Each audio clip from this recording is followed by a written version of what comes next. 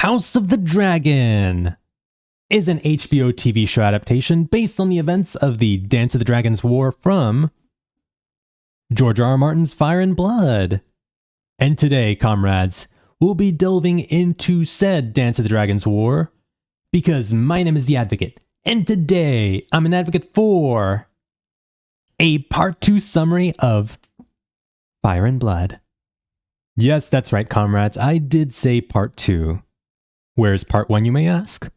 Well, I already previously made a summary video covering the first half of this Fire and Blood book not too long ago.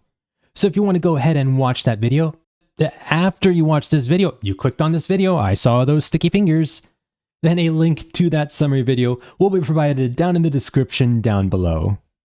As far as what we'll be covering in this video, we'll be summarizing all the events that take place between the Great Council of 101 AC, starting here in the Heirs of the Dragon, The Question of Succession chapter of Fire and Blood, and finishing up all the way through to the end of the Hour of the Wolf chapter, right before the Under the Regents, the Hooded Hand chapter.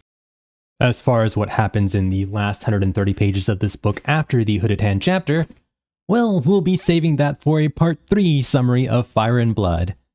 As you can see, this video is already long enough as it is, so I thought we'd save that for a different video.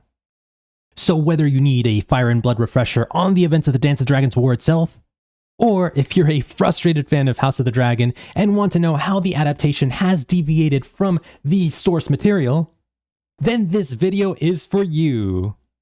Like, comment, and subscribe if you enjoy. Thank you so much for supporting the channel. So previously on Fire and Blood, we left off in the year 100 AC, the 100th year after Aegon's conquest, just as good Queen Alysanne had just passed away.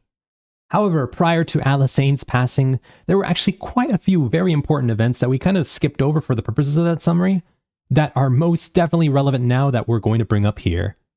So if you don't mind, I'm going to go ahead and rewind the clock by about 8 years, because I'm omniscient and I can do that, and we'll take a look at everything we skipped over in the previous summary via this Targaryen family tree, starting in the year 92 AC, when Jaehaerys and Alysaine's eldest living son, Aemond, is killed by a Myrish crossbow bolt during a campaign on Tarth. Following this event, Jaehaerys' next eldest son, Prince Balon, immediately sets sail for Tarth and avenges his brother's death by driving the mermen back into the sea. Balon returns home a hero after winning this battle, and in response, King Jaehaerys I embraces his son and names Balon as his new heir to the Iron Throne. A pregnant Princess Rhaenys, daughter of Jaehaerys' previous heir Aemond, and her husband, a very rich and powerful Corlys Velaryon, are wroth by Jaehaerys' decision, as Jaehaerys' choice to name Balon his next heir cuts Rhaenys and a potential son she may give birth to out of the succession. Jaehaerys is apologetic to Rhaenys and Corlys, who are married by this point, but Jaehaerys is adamant that the succession must go to his eldest living son, and that just happens to be Balon. So, angry with this, Corlys and Rhaenys move out of King's Landing and fly off to their new home on Driftmark. Queen Alysanne, also angry at her husband's apparent sexism, flies away to Dragonstone on her dragon Silverwing, which would mark the second estrangement between this queen wife and king husband, as their first was back in 88 AC when Jaehaerys would not let Alysanne see their exiled daughter Sarah off in lease, which we covered previously in the Part 1 summary of Fire and Blood. As far as Rhaenys goes, she would eventually give birth to a child, but the child that her and Corlys thought was going to be a son would wind up being a daughter, whom they name Helaena Velaryon. Wedding bells toll in 93 AC when Viserys Targaryen, Prince Balon's eldest son, marries Aemma Targaryen, the late Della Targaryen's only daughter. 94 AC, Balerion the Black Dread, one of the original 3 dragons that flew to Westeros during Aegon the Conqueror's conquest 96 years prior, dies of old age. I originally had this event taking place in 93 AC in the previous summary, but I was wrong by about a year. This text can get a bit confusing sometimes, guys. Forgive me for a second. During the year 94 AC, King Jaehaerys and Queen Alysanne also reunite, much thanks to the good offices of their daughter Septa Maegelle, But despite their reunion, the king and queen never really see eye to eye again on the succession. Later that year, Rhaenys and Corlys also give birth to their second child, and this time he's a son, their first son, in Laenor Velaryon, a boy who loves art and music, and potentially other boys as well. 96 AC, Septa Maegel dies from grayscale after spending her later years working so hard to heal grayscale from so many others. 97 AC, Daemon Targaryen, Baelon's hot-tempered and ambitious second son, marries Lady Rhea Royce, heir of the ancient castle of Runestone in the Vale. Throughout this year, Viserys and Aemma would also spend quite a bit of time trying to get pregnant, and would unfortunately experience several miscarriages in their efforts. However, despite all of that, they would eventually give birth to a child. Not a son, per se, but they would give birth to a precious young baby girl named Rhaenyra Targaryen. Oh boy, definitely commit her to memory. 99 AC, Princess Gale Targaryen dies from suicide. We covered that already in part 1. And King Jaehaerys I names his son and heir Baelon his new Hand of the King. His previous hand, Septon Barth, died of old age. 100 AC, good Queen Alysanne, after living a very long and healthy life, passes away of old age. Sad. And in 101 AC, King Jaehaerys' son and heir, Baelon, would also die, as he would die from a burst appendix. And in response, King Jaehaerys cries and cries and cries. Baelon's death would also, unfortunately, muddy up the succession, as despite Baelon having been named heir himself, he actually never sat the Iron Throne, meaning Baelon's children, Viserys and Daemon, are not clear successors. And with Jaehaerys' last living son, Archmaester Vaegon, being omitted from the succession due to his maester duties, and Jaehaerys' last daughter Sarah being omitted because she's been exiled off to Lys and because she's a woman, bleh, Jaehaerys currently finds himself in a bit of a succession pickle.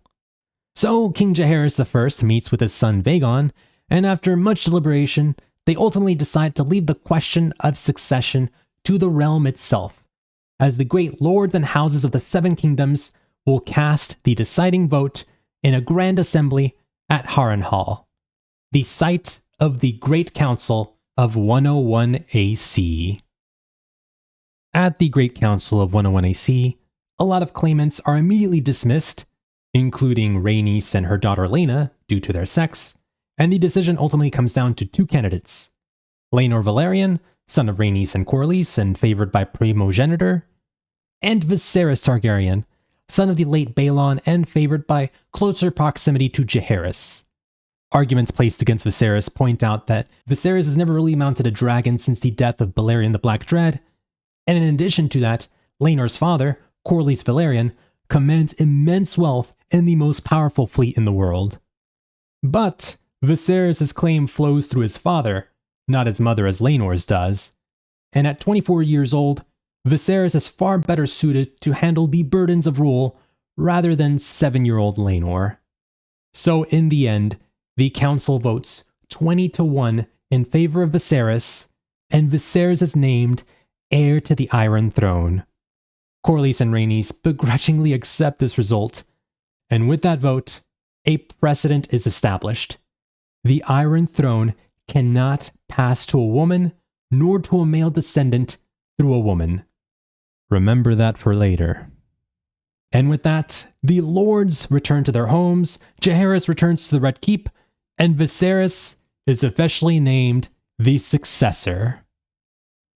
Now, one thing we kind of skimmed over with Baelon's death, in addition to Jaehaerys having lost an heir and having to convene this Great Council of 101 AC, is that Baelon was also King Jaehaerys' Hand of the King. So now that Jaehaerys has no hand, he has to hunt for someone who could potentially fill that role. And he finds someone in Otto Hightower from Old Town, who gladly accepts his position as Hand of the King, as he and his son, Gwaine Hightower, and teenage precocious daughter, Alicent Hightower, remember her for later, make a trek towards King's Landing so that Otto can gladly accept this new position. And so he does, in addition to allegedly potentially also putting Alicent in a place of potential power by having Alicent tend to King Jaehaerys, read to King Jaehaerys, just comfort him in his last couple of years and be his loving companion. Which Jaehaerys takes kindly to because, unfortunately, in the year 103 AC, Jaehaerys, at age 69, after living a long and healthy life, dies. And the realm grieves and cries for his loss. But I guess they don't grieve for too long because pretty soon afterward, they celebrate the elevation of Viserys, first of his name, as he succeeds Jaehaerys and sits himself on the Iron Throne, thus becoming the new King of Westeros.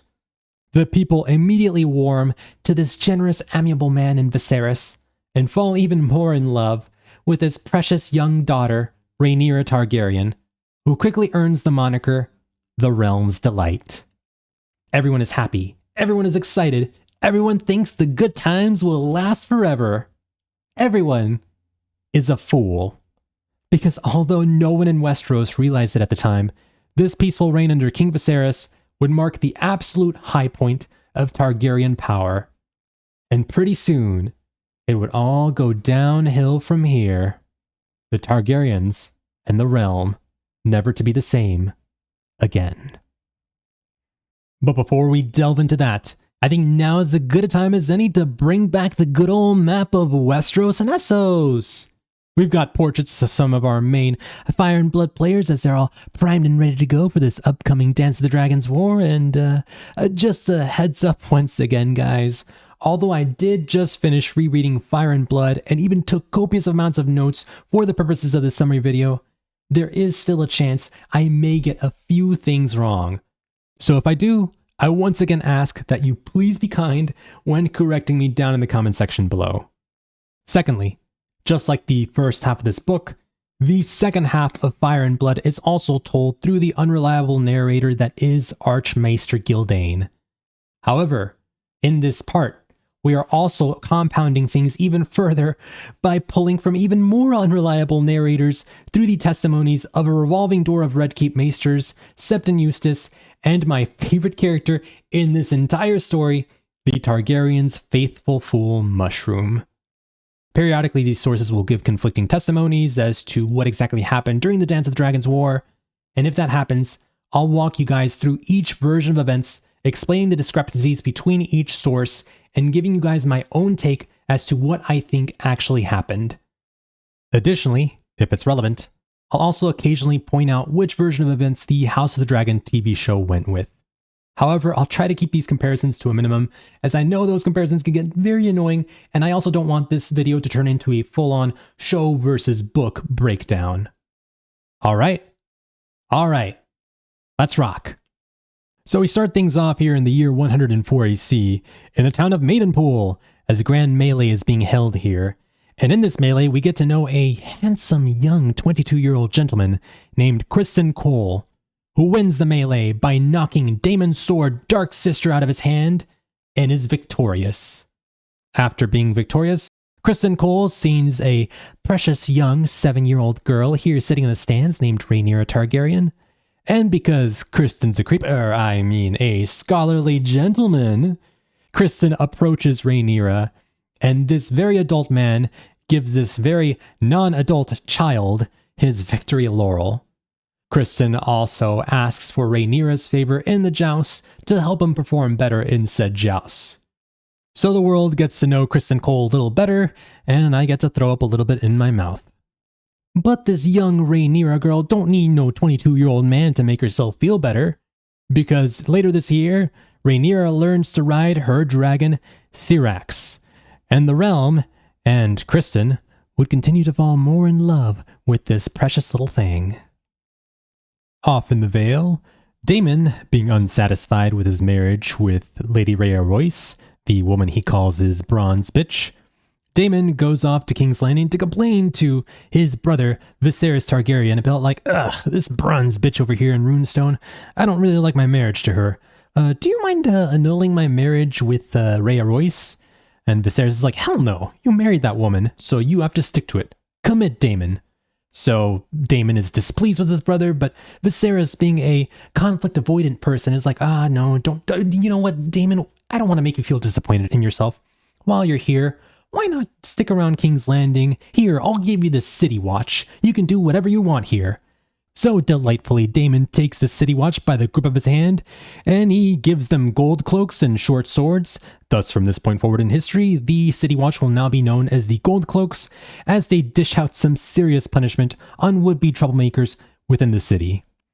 While in King's Landing, Daemon also spends a lot of time in the lowly, filthy streets of King's Landing, thus he becomes known as Lord Fleabottom, and he also becomes a regular at a particular brothel, where there he regularly frequents upon a white and wormy Lyseni woman known as Mysaria.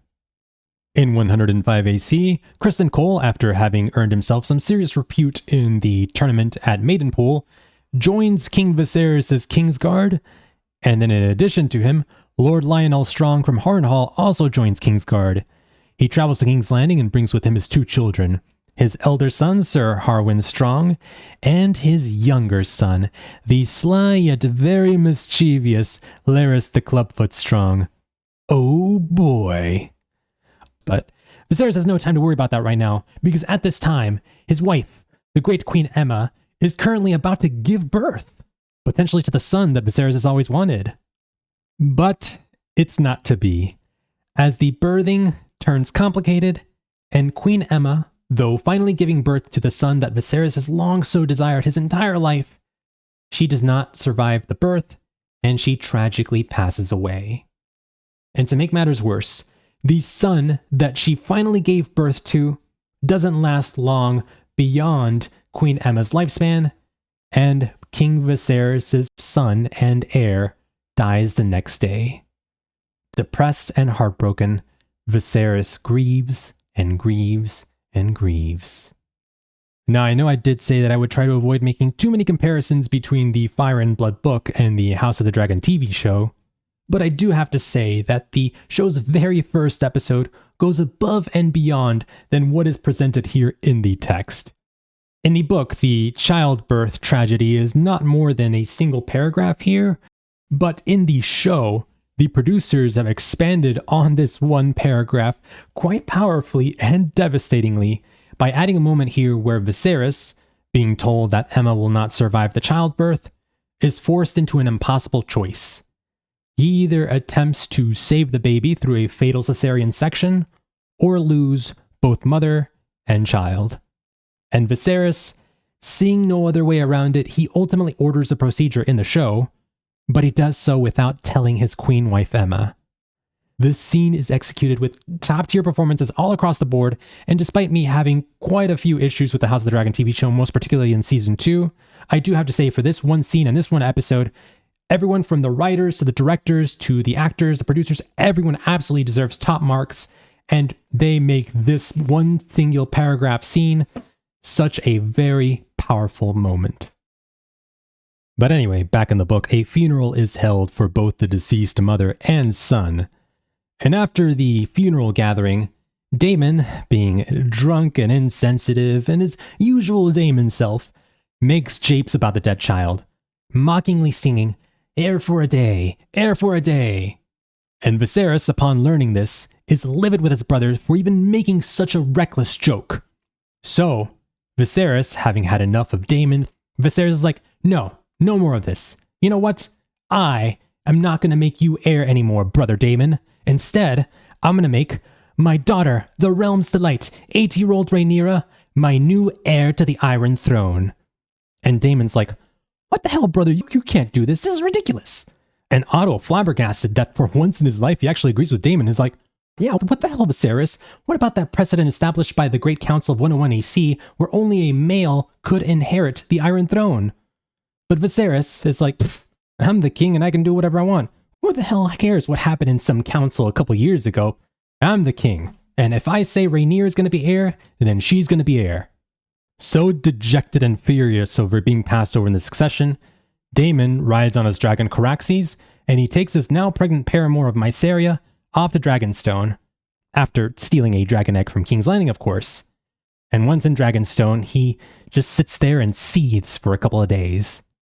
However, Viserys soon learns that Daemon had stole the dragon egg, so in the year 106 AC, Viserys demands that Daemon return the dragon egg back to King's Landing, and to also shoo away his pregnant paramour Mysaria away from Dragonstone. Daemon does so, and is angrier and angrier with his brother. Now, as far as Mysaria goes, the baby that she had in her belly from Daemon sleeping with her, she eventually would miscarry and lose that baby. Back in King's Landing, many common folk accept Viserys' decision to name the delightful Rhaenyra as his heir. I mean, they don't really have a choice, he is their king.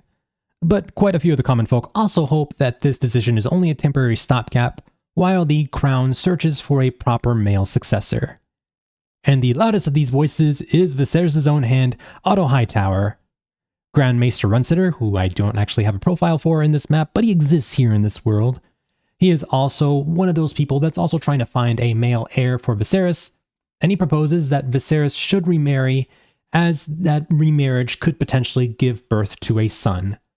So he proposes that Corlys and Rhaenys' daughter, Laena Velaryon, be an appropriate bride for Viserys, as a marriage to Laena would help repair the relationship between House Velaryon and the Targaryens, as House Velaryon was spurned twice, once by Jaehaerys' decision to make Viserys the heir as opposed to Laenor Velaryon, and then again when Viserys made Rhaenyra Targaryen his heir as opposed to Laenor Velaryon once again. However, Viserys is like, I don't want to marry a child. No, I want me a fully grown... Okay, yeah, she's 18. A fully grown young woman in Alicent Hightower. So much to the delight of Otto Hightower, who had been pushing and nudging Alicent Hightower in Viserys' direction these past couple of weeks, bears witness to the marriage of Viserys Targaryen and Alicent Hightower, a wedding in which neither the Velaryons nor Daemon show up to. Daemon and Corlys prefer instead to spend their time seething and mulling things over about the upcoming war on the Stepstones, these couple of islands off on the coast of the Narrow Sea, where the Triarchy, the people of Lys, Myr, and Tyrosh, are currently taking over the Stepstones. So Corlys and Daemon gather an army in order to root out the Triarchy from said Stepstones. In 107 AC, King Viserys I and now Queen Alicent give birth to their first child in a boy they named Aegon Targaryen. However, despite Viserys now having a male heir, much to the delight of Otto Hightower, he still remains reticent on maintaining Rhaenyra as his heir, much to the chagrin of Otto and Alicent Hightower. 108 AC, Daemon Targaryen succeeds in winning the War of the Stepstones by killing Kragas Crabfeeder in single combat, a passage that is no more than a paragraph, yet the House of the Dragon TV show decided to dedicate an entire episode to. And in 109 AC, Corlys and Daemon are able to successfully retake most of the Stepstones, minus a couple of islands here and there. In 110 AC, King Viserys I and Queen Alicent Hightower give birth to their second child, and a daughter they name Helaena Targaryen. And then soon after that, they give birth to a second son in Aemond Targaryen. Otto Hightower once again presses the issue of Rhaenyra being the heir to Viserys. However, Viserys, thick of Otto always questioning him with regards to the succession, dismisses Otto from his hand of the king position and gives his badge of office to Sir Lionel Strong. People at court also begin to split parties as to whether or not they think Rhaenyra's children or Alicent's children deserve to be heirs, and sensing trouble and wanting to keep peace, Viserys attempts to quell tension on all sides by showering everybody with golden gifts, which works for a time.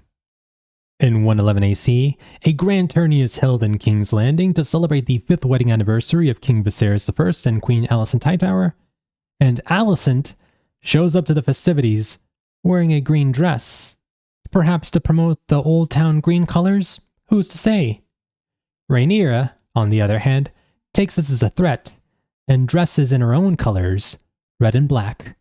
So from this point forward, the people who support Alicent and Alicent's children as being the heirs to Viserys' Iron Throne will now be recognized as the Greens, and the people who support Rhaenyra and her children's right to inherit the Iron Throne will now be known as the Blacks.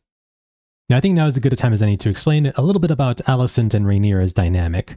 If you're coming into this summary with only the knowledge of the House of the Dragon TV show in your mind, then you might be questioning, wait a minute, up to this point, Alicent and Rhaenyra haven't really interacted much as friends. Well, because the whole Alicent being Rhaenyra's best friend and vice versa dynamic that they had in the show is a show-exclusive thing. And unlike in the show, where Alicent and Rhaenyra are the same age, therefore allowing them to be better friends than they are here in the book, here in Fire and Blood, Alicent is actually 9 years older than Rhaenyra, so the relationship never really goes beyond stepmom/stepdaughter. But enough about that. Daemon uses this wedding anniversary as an excuse to return to King's Landing and make peace with his brother, King Viserys. Daemon kneels before his kingly brother, and Viserys embraces his long-lost brother, the prodigal son, in open arms, being like, come here, Daemon. Oh, it's all good. All that stuff about you complaining in the past. Oh, water under the bridge. We're good now. We're pals. And also during Daemon's stay here in King's Landing, he becomes better acquainted with his niece, little Rhaenyra Targaryen, who, may I remind you, at this point in the series is only 14 years old. Daemon begins to spend a lot of time with Rhaenyra, hunting with her, hawking with her, sleeping with her, at least according to Septon Eustace, teaching her how to make out with a man, per Mushroom, an exercise that would allegedly even involve Mushroom himself as well. So essentially, Daemon and Rhaenyra spend a lot of their time getting involved in all sorts of gunk here during Daemon's time in King's Landing. And while I personally don't think that Rhaenyra lost her virginity to Daemon, Viserys is still absolutely wroth with his brother for indulging Rhaenyra in these shameful things. So because of this, Viserys, once again having had enough of Daemon, exiles Daemon as Daemon returns to the Stepstones to resume his war with the Triarchy once more. Moving forward to 112 AC, Criston Cole takes over as the Lord Commander of the Kingsguard, taking over the deceased Harold Westerling's place, and Maester Mellos also steps in to replace the recently deceased Grand Maester Runseter as the castle's maester. 113 AC, Viserys I, hoping to bring the Valyrians back into the fold, wants his daughter Rhaenyra to marry Corlys's son, Laenor Velaryon. But Rhaenyra, who hates being told what to do, says no. Who's to tell me what to do, let alone who to marry? So she refuses the betrothal. On top of that, she grumbles to her father about how Laenor, open secret, clearly prefers the company of men over the company of women, so this match would hardly benefit him either. So Viserys, frustrated by his daughter's defiance, threatens to undo Rhaenyra's succession and instead name her half-brother Aegon as heir if she continues to refuse his proposal to marry her to Laenor. So cornered, Rhaenyra begrudgingly relents. However, right after this moment, we have a few differing testimonies as to what Rhaenyra actually does. So, per Septon Eustace, Rhaenyra actually storms out of the room, and she bumps into her handsome young gentleman, Criston Cole, where there, per Septon Eustace, Criston Cole confesses his undying love for Rhaenyra, and he begs her to run away with him to Essos and marry him there. Rhaenyra, however, refuses, reminding Criston that she has the blood of the dragon and that her marriage has to be political, not romantic. So she quietly lets him down, and Criston, angry and heartbroken, storms off. However, Mushroom actually asserts that it was Rhaenyra who kind of came on to Criston by beginning to disrobe in front of him. However, Criston refuses to take her virginity because he is a sworn Kingsguard and he is held by that honor. So Rhaenyra, hot and bothered, storms off from Criston's quarters until she happens upon Sir Harwin Strong, with whom she supposedly loses her virginity to. Now, given what we know about Criston's character up to this point, I have to say that out of all these testimonies, I'm inclined to believe bits and pieces of both accounts. I do think that Rhaenyra did storm out from her quarters when Viserys approached her about forcing her to marry Laenor Velaryon, and then I do think Rhaenyra tried to seek out Criston Cole in an effort to sleep with him. However, the reason I think she was seeking him out was partially to satisfy her own growing teenage desire as she kind of comes into her own as a growing young woman, and partially as a rebellion against her father for trying to force the Laenor marriage on her. So after they sleep together, which I do think probably did happen, I can easily imagine Criston Cole confessing his love to Rhaenyra and telling her how like he totally loves her and they should totally run away together because this is totally meant to be. However, Rhaenyra finally kind of coming to her senses is like, ooh, what did I do here? It's like, oh, sorry, Criston, bro. This was only a one-night stand. I'm a blood of the dragon. I can't run away with you. Sorry, but we can totally sleep together again. And Criston probably taking offense to that because he was such a simp for Rhaenyra and wanting to actually engage in a loving relationship with her, storms off. So I think here, Rhaenyra, still being hot and bothered, is where she happens upon Harwin Strong and then goes for a round 2 with Sir Harwin. Regardless of which version you believe, though, the outcome is pretty much the same. From this point forward, Criston Cole holds a deep grudge against Rhaenyra and swears to stand against her no matter what happens. So Rhaenyra continues to allegedly see and potentially sleep over with Sir Harwin Strong over the coming several months, including through the year 114 AC when 17-year-old Rhaenyra Targaryen finally marries 20-year-old Laenor Velaryon, officially bringing the Velaryons back into the Targaryen fold. During the festivities, a grand tourney is held on Driftmark where Rhaenyra gives her favor to her preferred competitor and potential lover, Sir Harwin Strong. Meanwhile, Laenor gives his garter to his super duper, it's totally not what you think, father, we just share each other's bed from time to time, friend in Joffrey Lonmouth. Criston Cole, furious that Rhaenyra gave her favor to Harwin instead of him, how dare she, asks for Alicent's favor instead to help him perform better in the tourney.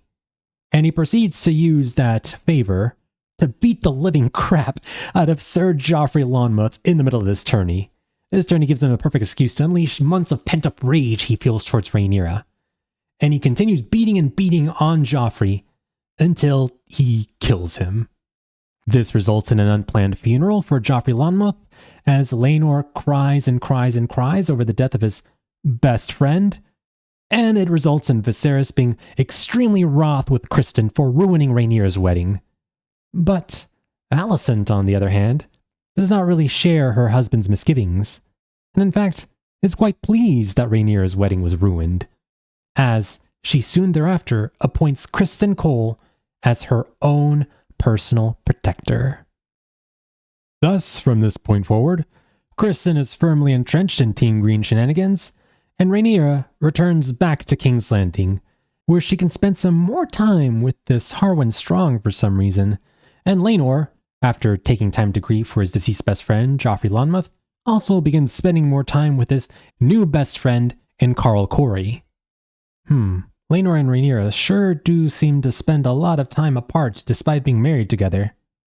But who am I to judge Rhaenyra and Laenor's sex life? Because late in the year 114 AC, Rhaenyra gives birth to her and Laenor's first child, a brown-haired, brown-eyed boy named Jacaerys Velaryon. And he, looks a lot like Harwin Strong, doesn't he? But no, that can't be. He's Laenor Velaryon's son. Later that same year, Alicent gives birth again, this time to a silver-haired gentle soul named Daeron Targaryen. 115 AC, the bronze bitch, as Daemon likes to call her, Lady Rhea Royce, takes a tumble off her horse and she falls off and cracks her skull.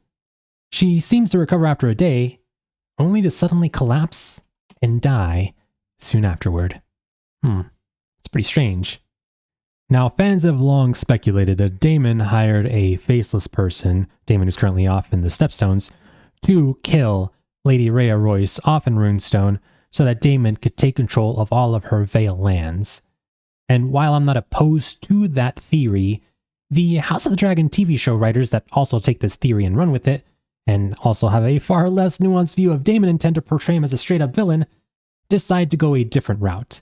They have Daemon not only personally knock Rhea off her horse in the TV show, but they also have him finish her off by smashing her head repeatedly in with a rock. I don't particularly like that interpretation either, as I think, again, it ruins some of the nuance of Daemon's character, but that's the version the House of the Dragon TV show writers go with. Regardless of which interpretation you prefer, though, the end result is the same. Rhea Royce dies, but, much to Daemon's dismay, he doesn't end up inheriting any of her lands. Not wanting to slip down further down in the line of succession, Daemon asks Corlys Velaryon if he could ask for his daughter Laena's hand in marriage. And after working for so long with Daemon throughout this war on the Stepstones, Corlys is like, "Of course, my son, you may have my daughter's hand in marriage." And so Daemon and Laena marry, where they then move to Pentos in order to start a family together. Later that year, Rhaenyra gives birth to a second son in Viserys Velaryon, who also looks suspiciously a lot like Harwin Strong. So much so that Alicent begins mocking Rhaenyra's children and Rhaenyra herself by saying, "Oh, don't worry, Rhaenyra. I'm sure one of these days one of those sons will look like an actual Velaryon." So, getting pretty tired of Alicent's mockery, Rhaenyra takes her children and goes off to Dragonstone to be with her husband, Laenor. 116 AC, Daemon and Laena give birth to 2 baby daughters in Baela Targaryen and Rhaena Targaryen. Daemon sends a letter off to Viserys in King's Landing asking if Viserys would be able to meet his daughters. And after another couple of years of them not seeing eye to eye, Viserys is like, "Come back home, brother. Yes, of course we can reconcile. I would love to meet your daughters." And so he does. 117 AC, Rhaenyra gives birth to a 3rd son in Joffrey Velaryon, who again looks suspiciously a lot like Harwin Strong. So much so that Alicent and her flock of Team Green sycophants are kind of talking amongst themselves about like, that's 3 for 3 on these kids that don't look anything like Velaryons and look more like Strongs. So they bring these concerns up with Viserys, but Viserys, he refuses to see this. He's like, no. Rhaenyra is a good girl. Oh, what if her children don't look like Velaryons or Targaryens? It's just the way genetics worked out. Oh, you know nothing, Alicent. No. Rhaenyra is still the heir, and her children will inherit the Iron Throne. 118 AC, Baela gets betrothed to Jacaerys Velaryon, and Rhaena gets betrothed to Lucerys Velaryon. And while the companionship between the Velaryons and Targaryens is growing stronger and stronger, the animosity between them and the Team Green Targaryens is growing stronger and stronger as well. 120 AC, Laena finally gives birth to a son that Daemon has always wanted. But the child is born malformed and dies shortly thereafter.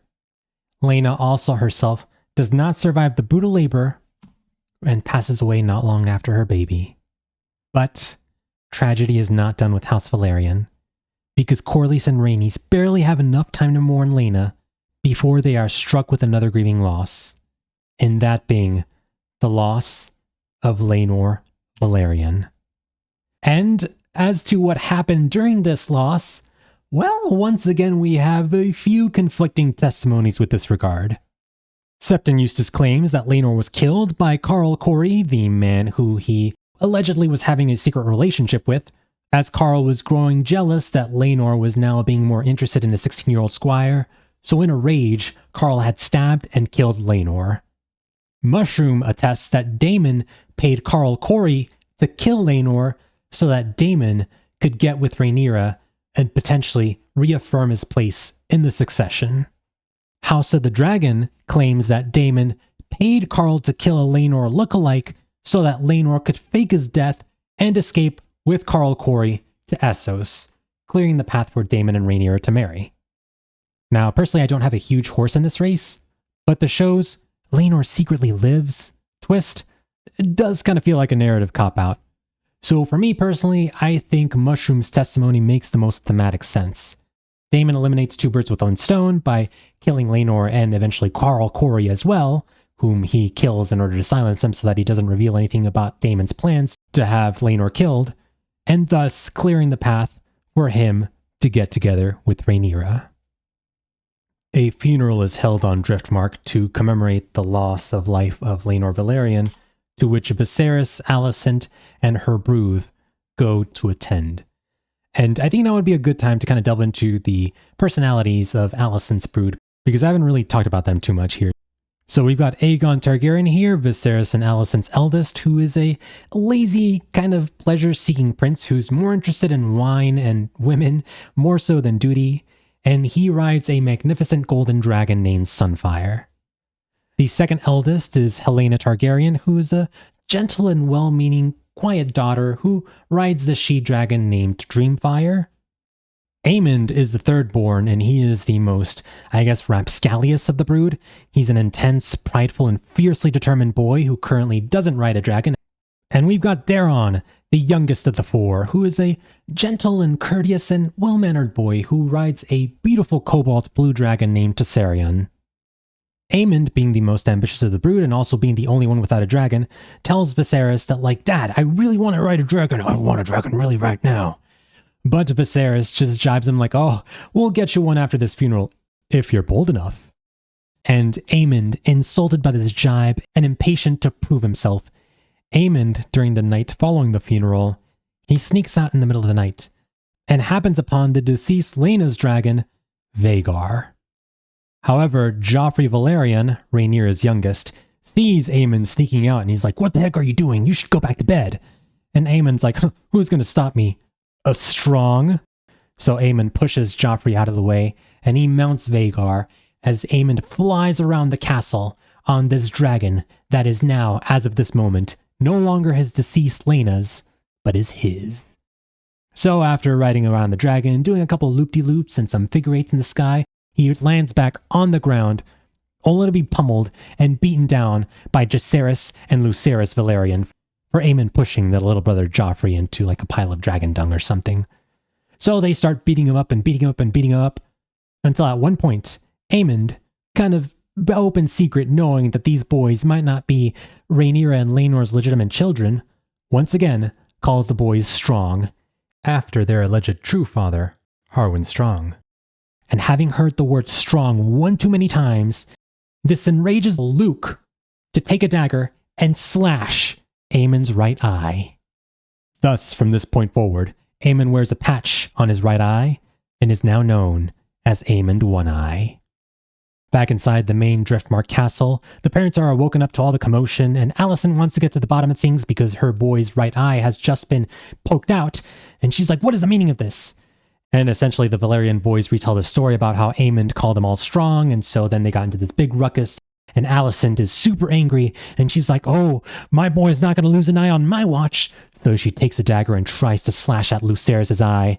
But before she can, Rhaenyra says, hell no. And Viserys also steps in to intervene and is like, what the hell? No, no one's cutting out anyone's eye.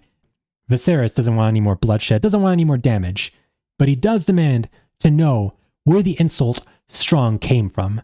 So he goes up to Aemond and he's like, Aemond, boy, where did you hear this strong insult? Where did this come from? And Aemond kind of looks at his mother for a moment before kind of turning around to Aegon and saying, oh, it was Aegon. And Viserys is like, Aegon, what is the meaning of this? Where did you hear about this word? And all Aegon says to that is, everyone knows these boys are strong. I mean, just look at them. And so Viserys commands that from this point forward, there shall be no more use of the word strongs, and forces Rhaenyra and Alicent to kiss and make up, and also orders that Rhaenyra must remain on Dragonstone from this point forward, whereas Alicent shall remain in the Red Keep with him at all times in order to give Alicent and Rhaenyra some space. So Viserys, Alicent, and his kids return to King's Landing, and then we also have a bit of a splitting of the Kingsguard here, where Kingsguard member Eric Cargill, that's Eric with an E, stays behind on Dragonstone to be with Rhaenyra and her children, and Auric Cargill returns with Viserys back to King's Landing. In addition to that, Viserys also commands Lionel Strong and Harwin Strong to go back to Harrenhal in order to just kind of avoid some of these precocious strong insults that are being thrown out here and there. However, it is at Harrenhal where all of a sudden the castle is engulfed in a mysterious fire that causes the loss of life for Sir Lionel Strong and potential father of Rhaenyra's children, Sir Harwin Strong. A fire at the castle that may have been started by Sir Larys Strong, per rumor of the common folk and also per the House of the Dragon TV show, in order to allow Larys Strong to remain unopposed as the inheritor of the Harrenhal castle and of the Strong family name. So, with this Hand of the King dead, Viserys recalls Otto Hightower to the position of Hand of the King, the position that he dismissed Otto from previously. And during this time, Viserys is also beginning to grow stout and pale, and pieces of his skin are starting to fall off as he's starting to show signs of gout. Meanwhile, back in Dragonstone, Daemon, being super close to Dragonstone as he currently lives on Driftmark, gets a little too chummy with Rhaenyra as they start hanging out together, hawking together, doing all sorts of things together, including potentially sleeping together and accidentally impregnating Rhaenyra. So much to the point that Daemon is like, oh, we have a problem here. So a shotgun wedding is called as Daemon and Rhaenyra marry. Pretty soon afterward, Rhaenyra and Daemon give birth to their first child in a silver-haired Aegon Targaryen. Alicent takes issue with Viserys about there being another Aegon in their midst, but Viserys is like, oh, it doesn't matter, Queen Wife. It's another Aegon. I'm just happy to have more children. So from this point forward, in order to better differentiate between Alicent's Aegon and Rhaenyra's Aegon, we will now call Alicent's Aegon, Aegon the Elder, and Rhaenyra's Aegon, Aegon the Younger. Fast forward to 122 AC, when Rhaenyra gives birth to another child through Daemon, this one being named Viserys Targaryen, after Rhaenyra's father. However, not to be outdone by Rhaenyra and her celebrations, Alicent creates celebrations of her own, by bearing witness to the wedding of her 15-year-old son and Aegon the Elder to his pleasant and quiet sister and 13-year-old Helaena Targaryen. 123 AC, Aegon the Elder and Helaena give birth to twins in Jaehaerys and Jaehaerys. 126 AC, Daeron Targaryen is sent to Old Town to squire as cupbearer for Lord Ormond Hightower. And also that year, Corlys Velaryon, due to his age, is beginning to fall a little bit ill, which brings into question Driftmark's succession. So a couple of people kind of throw their hat in the ring, including Vaemond Velaryon, who claims that Jaehaerys Velaryon, Laenor's alleged son, cannot inherit because these Velaryon boys are bastards. Rhaenyra, however, does not take kindly to Vaemond's words, so she has Daemon Targaryen take care of Vaemond by a slitting of the throat here and tossing him overboard there. Back in King's Landing, Viserys can't seem to stop cutting himself on the Iron Throne, but never a good sign to cut your skin on that thing, and continues to grow weaker and weaker with each passing day. So, Rhaenyra comes to King's Landing and brings with her her Maester Gerardus to help look over Viserys. And by removing two of Viserys' infected fingers, Gerardus is able to save Viserys' life. 127 AC, Helaena gives birth to her and Aegon's third child and second son in Maelor Targaryen. And though weakened and clearly declining, Viserys insists on holding a great feast to celebrate his miraculous recovery by Maester Gerardus. So a feast is had, and at the feast, everyone comes together, including Rhaenyra, Daemon, all the children, Baela and Rhaena, Alicent's children and her grandchildren, and everyone has a merry old time.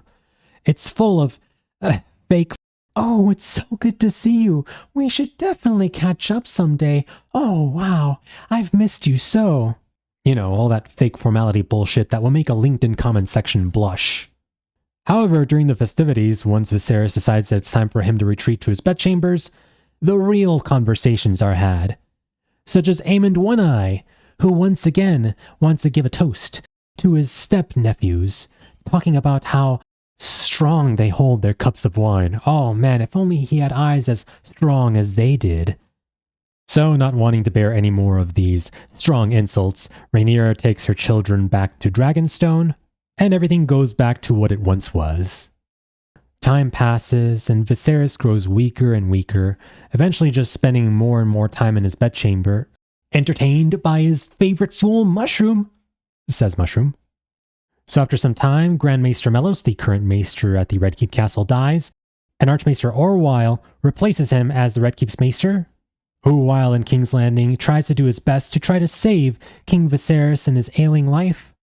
However, it's to no avail, because despite Orwyle's best efforts and his endless potions, Viserys' gout and pain grow and become worse until one day, in the year 129 AC, King Viserys I, having grown so frail, falls asleep and never wakes up.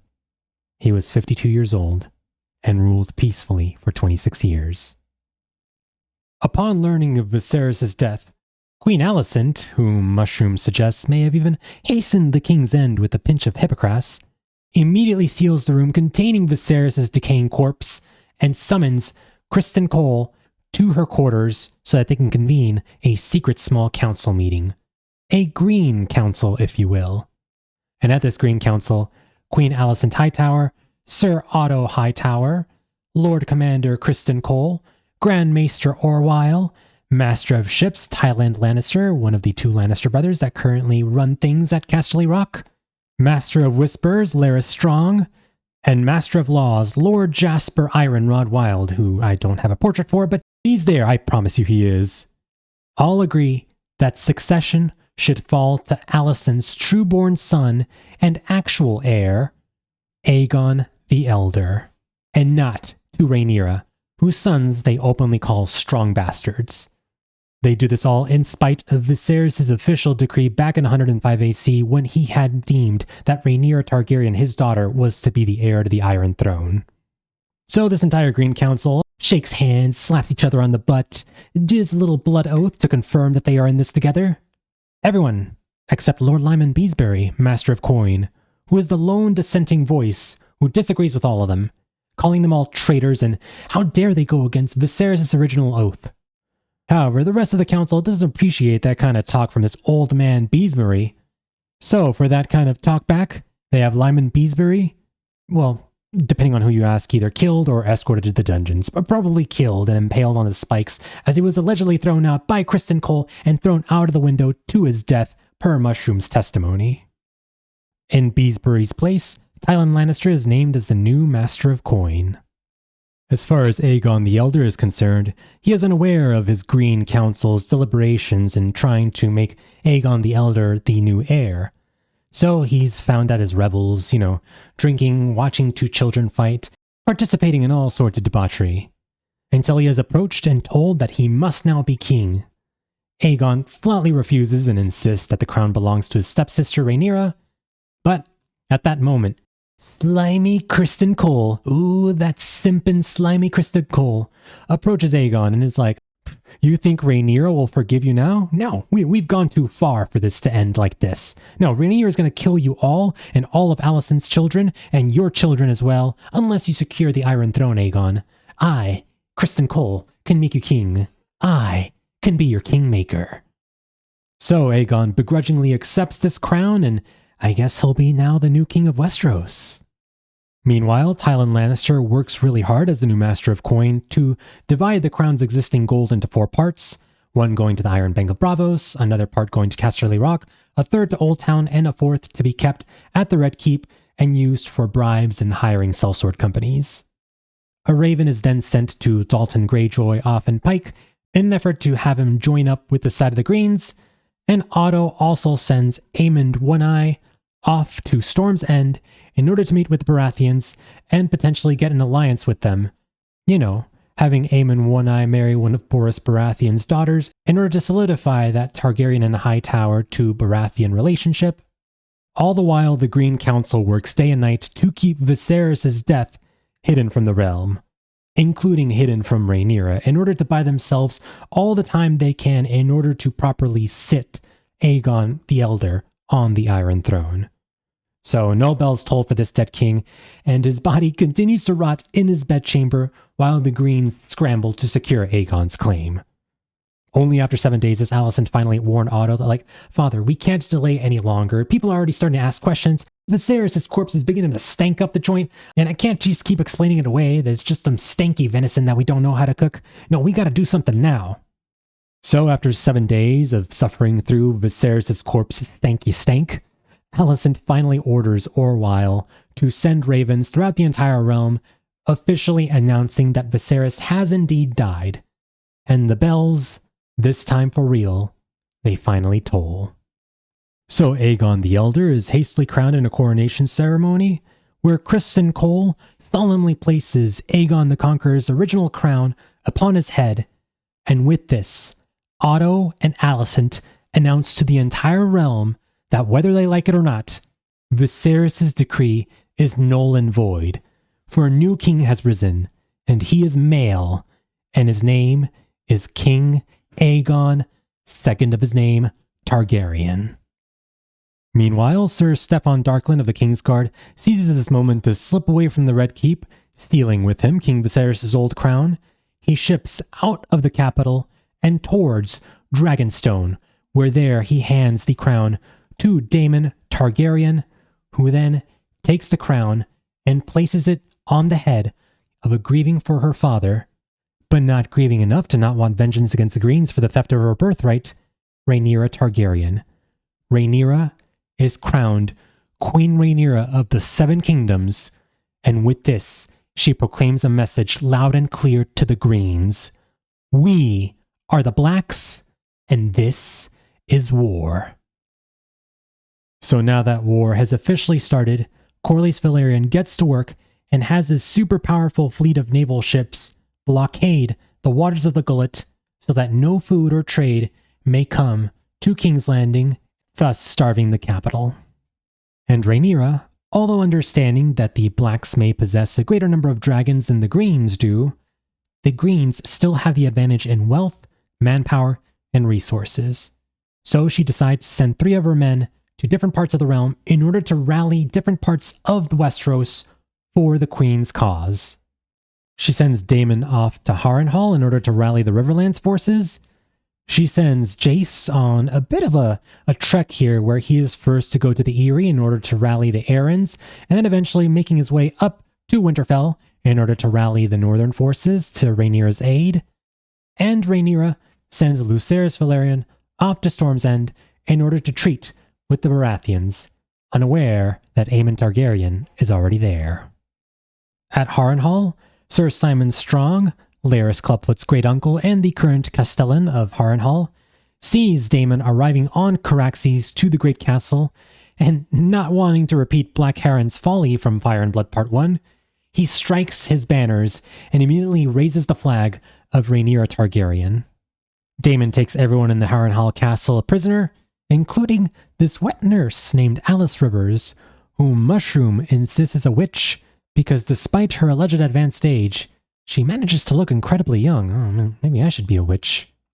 So from Harrenhal, Daemon sends out a huge call to arms all across the Riverlands in order to call houses and lords to Rhaenyra's aid. And a lot of those houses accept the summons, as they recall the little girl they once fell in love with all those years ago, Rhaenyra Targaryen, the realm's delight. Off in the Vale, Jacaerys successfully secures Lady Jane Eyre's support, as Lady Jane admires a woman in power and hasn't forgotten that Rhaenyra also carries Arryn blood inside her through her mother, Queen Aemma Arryn. From there, Jace flies over to White Harbor and again is successful, and then he goes off to Winterfell to meet, my favorite character in this book, Cregan Stark, oh boy. For reasons we'll delve into later on in this book, Cregan Stark is not exactly my favorite character in the series, but we'll touch on that later. For now, though, Jace befriends this 21-year-old Cregan Stark, and together they form this partnership called the Pact of Ice and Fire. Essentially, Cregan promises to rally the northern forces in support of Rhaenyra, but only if Jace promises to marry a future daughter of his to Cregan's son, Rickon.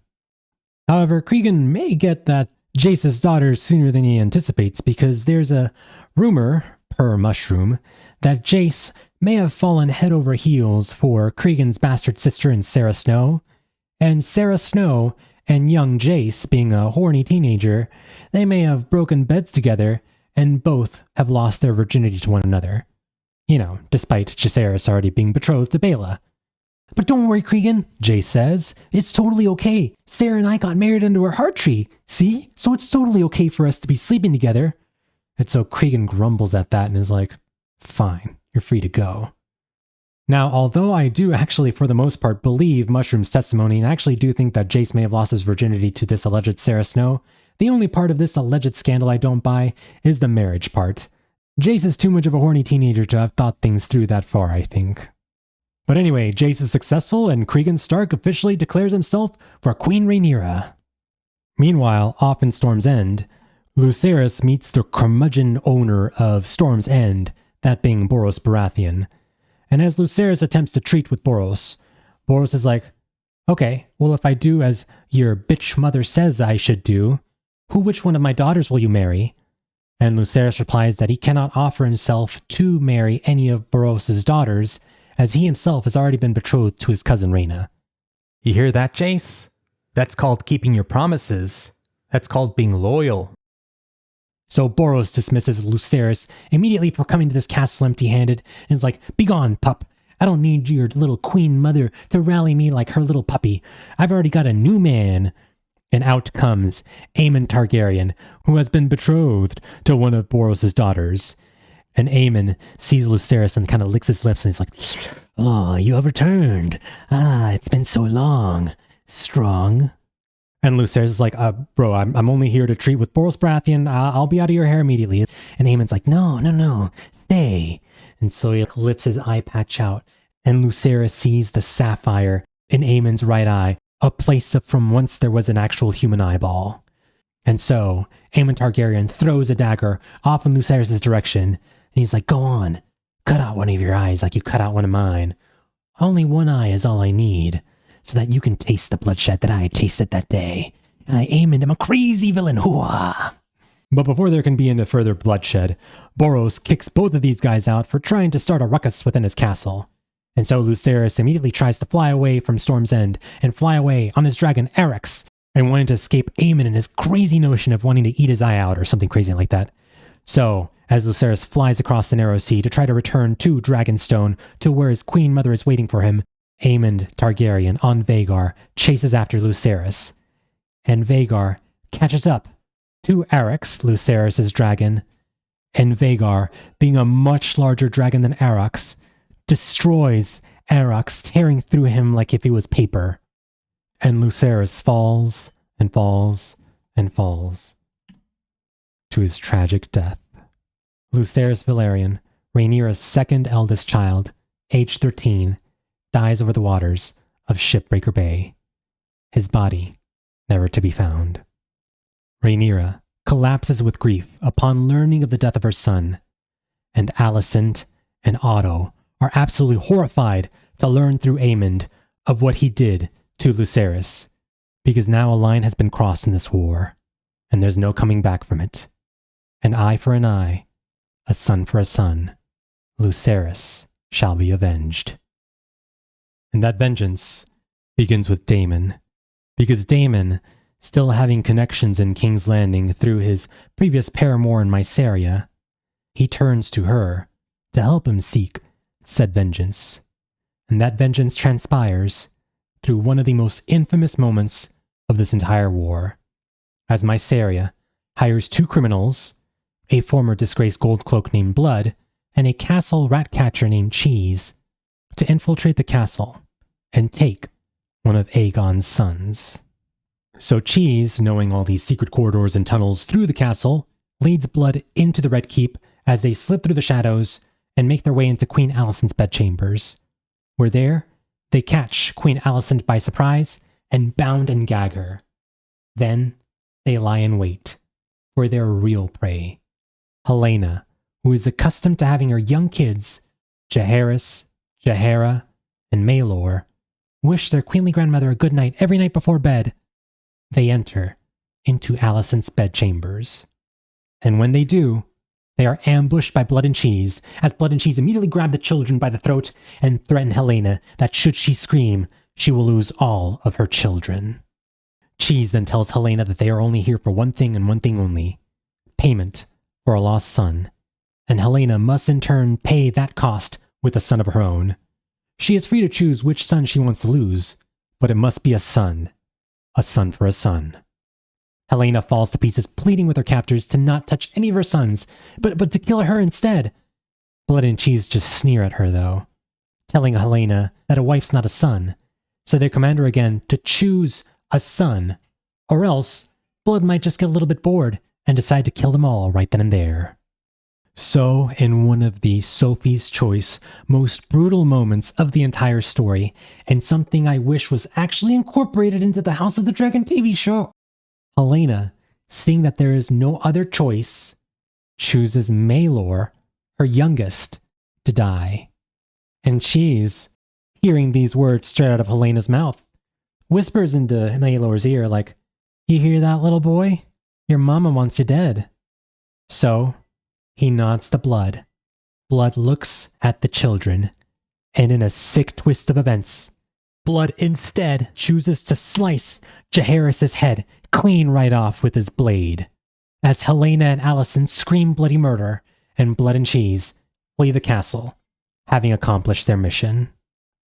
Wow, what a heartbreakingly brutal moment. The fact that Blood and Cheese deliberately kill the other child, ignoring Helena's choice, Sophie's choice, is what cements this moment as one of the darkest scenes in the entire story. And as awful as it sounds, I genuinely wish House of the Dragon had dared to match even a fraction of the horror that the book conveys here, because without that Sophie's choice, in my opinion, the show's version is dramatically less impactful than this Fire and Blood moment. But anyway, 2 days after little boy Jaehaerys is disgustingly murdered, Blood is eventually captured by the City Watch as he attempted to leave King's Landing with Jaehaerys' lopped-off head. And after a bit of quality time with Larys Clubfoot's torture instruments, Blood confesses to it all, that it was Daemon, by proxy of Mysaria, who hired he and Cheese to do this job. Alicent learns about this. She is horrified, and she now wants vengeance on Rhaenyra. So after some time, Blood eventually dies from his injuries through this torture, and Aegon the Elder, drunk and raging and angry at Team Black for doing this to him, he orders that every ratcatcher in the city be arrested and hanged. Something that, per the House of the Dragon TV show, leads to Cheese's death as well. Helaena collapses further into despair, and Aegon gets more and more drunk. Pretty soon after this, there's a Battle of the Burning Mill that happens here in the Riverlands between the Brackens and the Blackwoods, which eventually results in Daemon riding on Caraxes here through the Battle of the Burning Mill, eventually forcing the Brackens to surrender, thus costing Aegon the Elder a major block of Riverland support, as the Brackens were loyal to Team Green by that point. And one by one, a bunch of houses in the Riverlands turned Team Black as well. With so many houses going Team Black, and with Corlys's blockade still in full effect here at the Gullet, Aegon suddenly finds public sentiment to be harshly turning against him. So to help Aegon, Otto Hightower begins writing a bunch of letters off to the Triarchy, that being Tyrosh, Lys, and Myr, in hopes that their fleet can break through Corlys's blockade, thus finally feeding the people of King's Landing, as again, trade is currently being closed off through the Valyrian fleet of ships here. But when the Triarchy takes ages to respond, King Aegon II finally loses his patience with his grandfather, and he, in the best scene from the first 2 seasons of the House of the Dragon TV show, brilliantly acted scene, I recommend you guys all look it up on YouTube, Aegon rips Otto Hightower's chain of office from his neck and tosses it to his new hand, his steel fist, Criston Cole. And to christen his new promotion in style, Criston Cole comes up with a new scheme that'll surely get rid of Rhaenyra for good. Because Criston sends fellow Kingsguard member Auric Cargill, that's Auric with an A, to Dragonstone, counting on the fact that a lot of people will probably confuse Auric Cargill with his identical twin, Eric Cargill, that's Eric with an E, and under this deception, Auric will slip into the castle unnoticed and assassinate either Rhaenyra herself or one of her children, depending on which testimony you ask. So Auric Cargill does just that, sneaking into the castle unnoticed, until suddenly, he unexpectedly runs into his twin brother Eric Cargill, and Eric and Auric decide then and there, on opposing factions, that they will overcome their brotherly love for each other and duel in this magnificent duel that, per Mushroom, ends pretty quickly as they both tragically kill each other, thus foiling Criston Cole's plan for good. But the Greens don't give up here, as Larys Clubfoot decides it's high time to compile a list of all the lords and houses within the realm that are still loyal to Rhaenyra. And no, Rhaenyra does not spend this time to infiltrate a heavily armed King's Landing to have a gal pal chit-chat with Alicent. Why would she do that? That's incredibly stupid.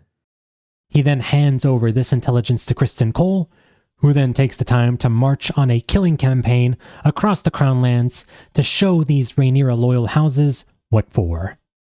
Kristen and his forces sweep through Rosby, Stokeworth, and Duskendale, eventually managing to make it here to Rook's Rest, where Lord Staunton, the Lord of Rook's Rest, refuses to open his gates for the Team Green forces. So Cole's forces, in response, burn all of Lord Staunton's lands, leaving Staunton stranded in his castle. So surrounded and nowhere to go, Lord Staunton sends a raven over to Dragonstone, begging for a dragon, begging for aid from Team Black. And on Dragonstone, Rhaenyra, still shattered by the loss of her son Lucerys, is in no condition to ride.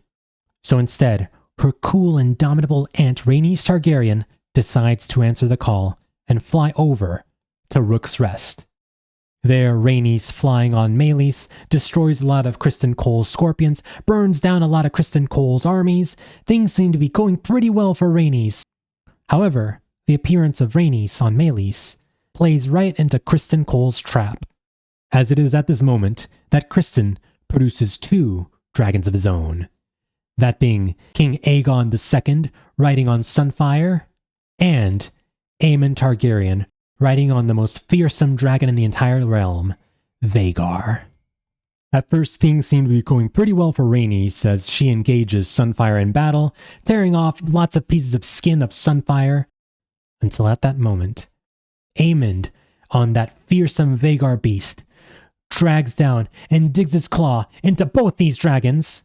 Aemond, did you attack Aegon there on purpose? As the 3 dragons are caught in this spiraling claws into skin, jaws into skin stalemate, and all 3 dragons spin and plummet to the ground. And from this plummeting, only Aemond on Vhagar appears to be unscathed. Aegon, although he did survive, he's badly burned as his armor has melted into his flesh, and Sunfire, his dragon, is a mangled mess, with 1 wing half torn off. Meleys, Rhaenys' dragon on the other hand, is torn to pieces, and her rider Rhaenys is burned to a crisp in the wreckage. Rhaenys, age 55, dies a true hero and a brave woman to the very end in this Dance of the Dragons war. After the battle, Criston and Aemond put everyone to the sword, including Lord Staunton, and they have a litter carry Aegon's burned body back to King's Landing, where there he can be tended by Maester Orwyle. Back at King's Landing, the Greens put on a grotesque display by parading around the severed head of Rhaenys' former dragon Meleys through the streets of King's Landing, as thousands of horrified smallfolk decide to flee the city, no longer wanting to live under the rule of this burned Aegon II. Queen Alicent quickly responds by ordering that the gates be barred so that no one else may leave the city of King's Landing, and Criston Cole also takes this opportunity to tell Aemond about how great he is, and that now, while his brother is still incapacitated, he must rule the realm in Aegon's stead. Aemond is like, say no more, and he gladly accepts this challenge, now taking the title of Prince Regent for himself, as he now rules the realm with full authority in his burned brother's stead. Back on Dragonstone, Rhaenyra remains crushed by the death of Lucerys, and now the death of Rhaenys, whose demise Corlys places on the feet of Rhaenyra. Not even Mushroom is able to lift the queen's spirits during this trying time. It is only in this dark moment when Jacaerys Velaryon steps up, wanting to carry the burden of his mother's worries, as he rises to leadership and names Corlys Velaryon Rhaenyra's new Hand to the Queen. Jacaerys also sends Joffrey and Rhaena off to the Vale for safekeeping so that they're away from all the ruckus of what's about to come, and dispatches Rhaenyra's children through Daemon, Aegon the Younger and his dragon Stormcloud, and baby Viserys off to Pentos for protection. It is at this point that Jace, allegedly taking this idea from Mushroom, says Mushroom, comes up with this brilliant idea. The idea to find future dragon riders under the sheets and in the woodpiles. Because that's right, ladies and gentlemen, it is now time for one of my favorite moments in this entire book, that being the sowing of the seeds. Essentially, the sowing of the seeds is this giant casting call to all potential bastard-born children of Targaryen or Valyrian descent to step forward and prove their worth by attempting to ride a dragon. Creatures that can allegedly only be ridden by people with Valyrian blood, aka the Targaryens and the Velaryons.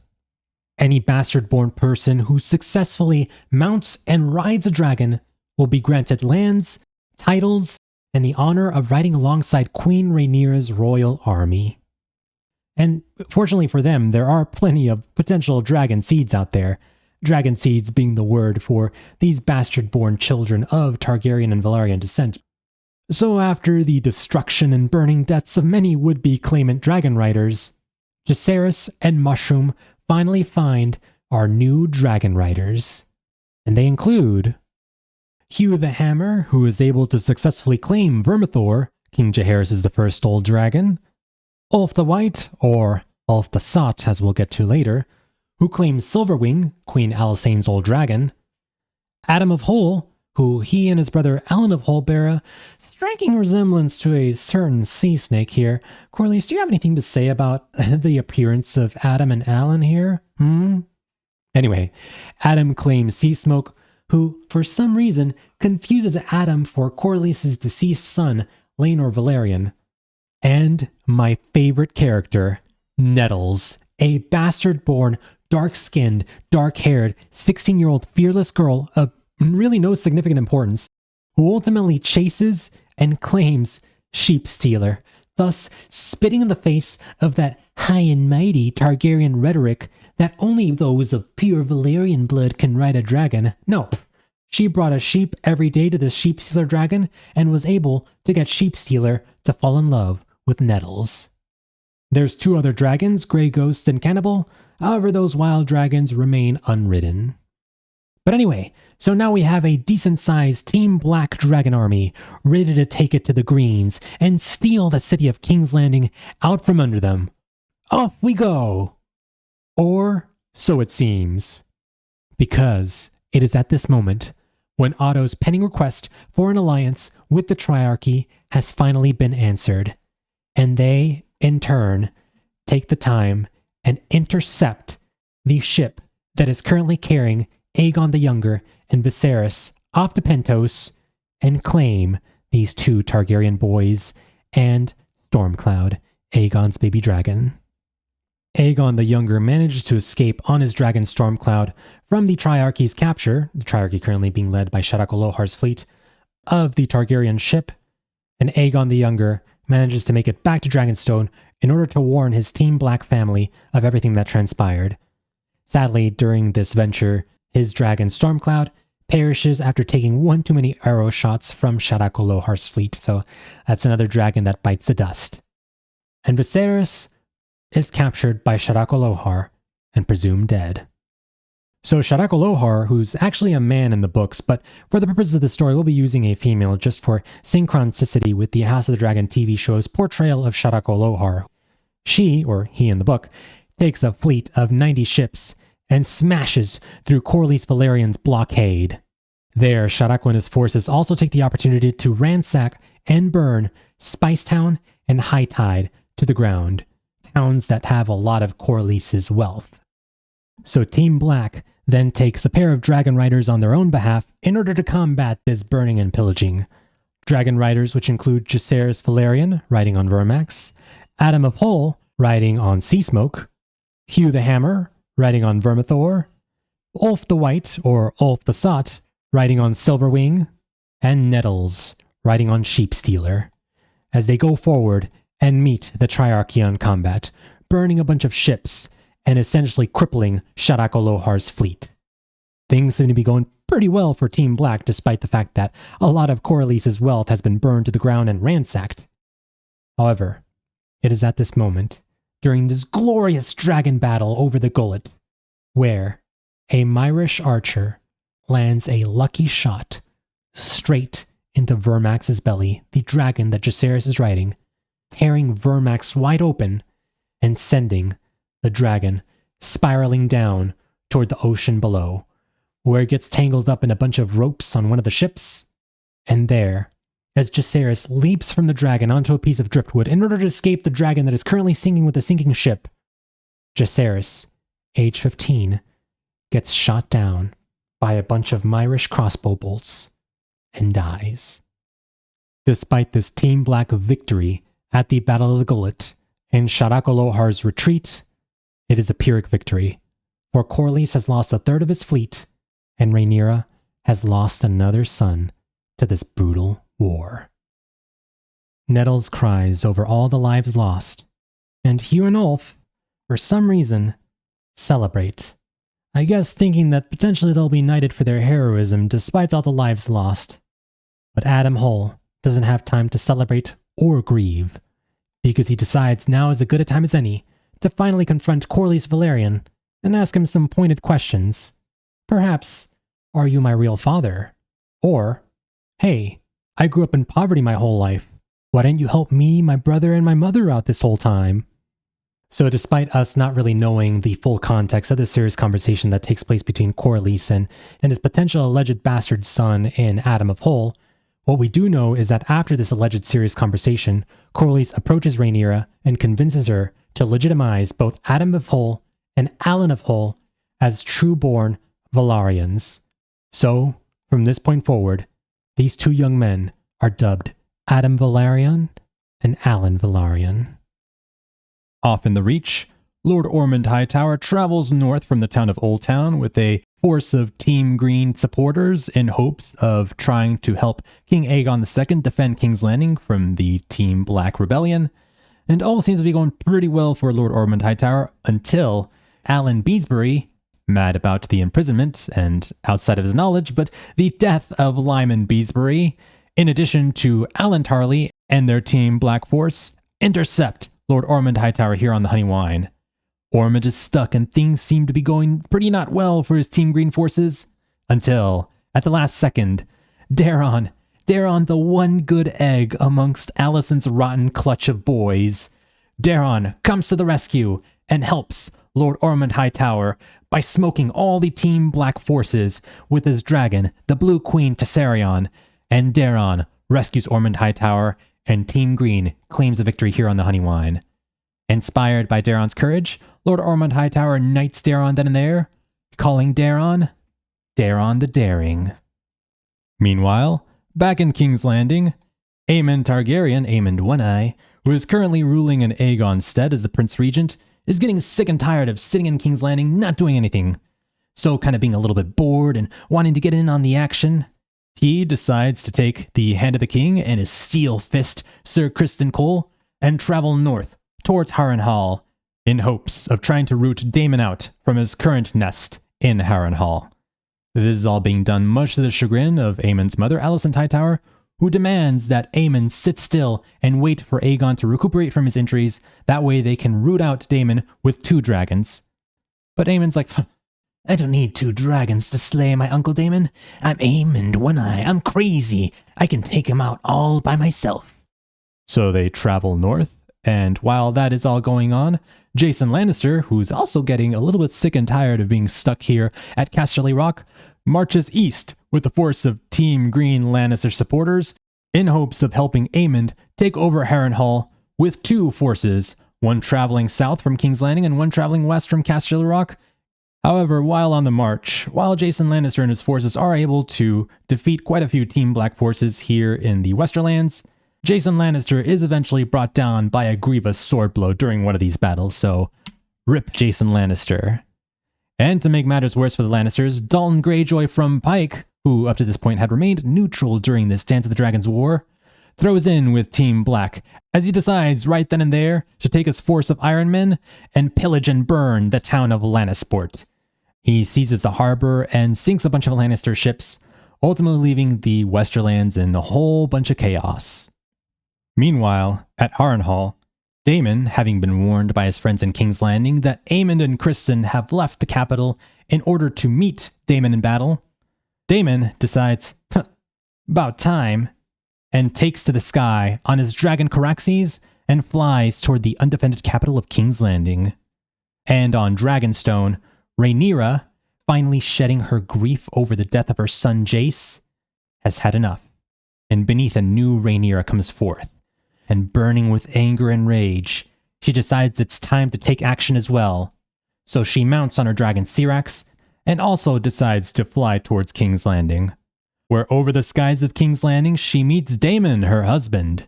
The two embrace in the sky and decide, I think it's time to circle the skies and give these capital folk a little bit of a scare.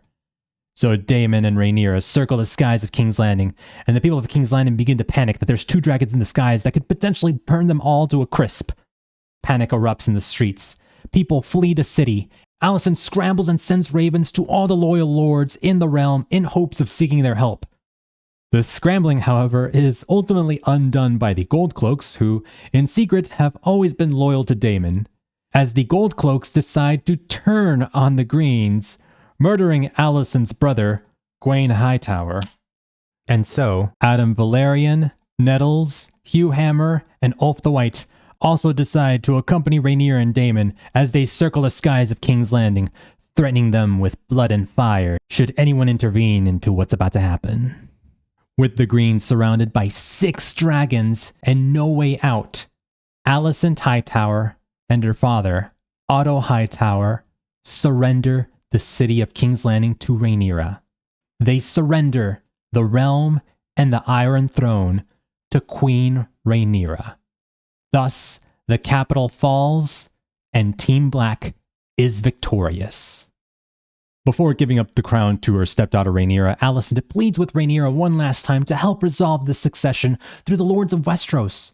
Similar to how Jaehaerys did it in the Great Council of 108 AC, why not help the Lords decide who should next be king? But Rhaenyra scoffs at this and refuses. She spits in Alicent's face and demands the throne. So Alicent, screaming bloody murder, is like, "Oh, you thought you've won this round, but just you wait. When the cat's away, the rats play, but the cat, Aemond One-Eye, will be back, and he'll feast on all of you and your entrails." So Rhaenyra and her army of Team Black Dragon Riders, being more dog people than they are cat people, they arrest her, drag her into the dungeons, and Team Black takes control of the city. Alicent is imprisoned. Orwyle is imprisoned as well. Helaena Targaryen is held to her bedchambers and not allowed to leave. And everything seems to be going strikingly well for Team Black. Until they realize that the now former King Aegon II and his children Maelor and Jaehaera are nowhere to be seen. They seem to have fled the city, along with Larys Strong, who also is suspiciously missing from the city of King's Landing. But, oh well, no time to worry about that, because it's party time as Rhaenyra finally ascends the Iron Throne that has long been promised to her by her father, King Viserys, so long ago.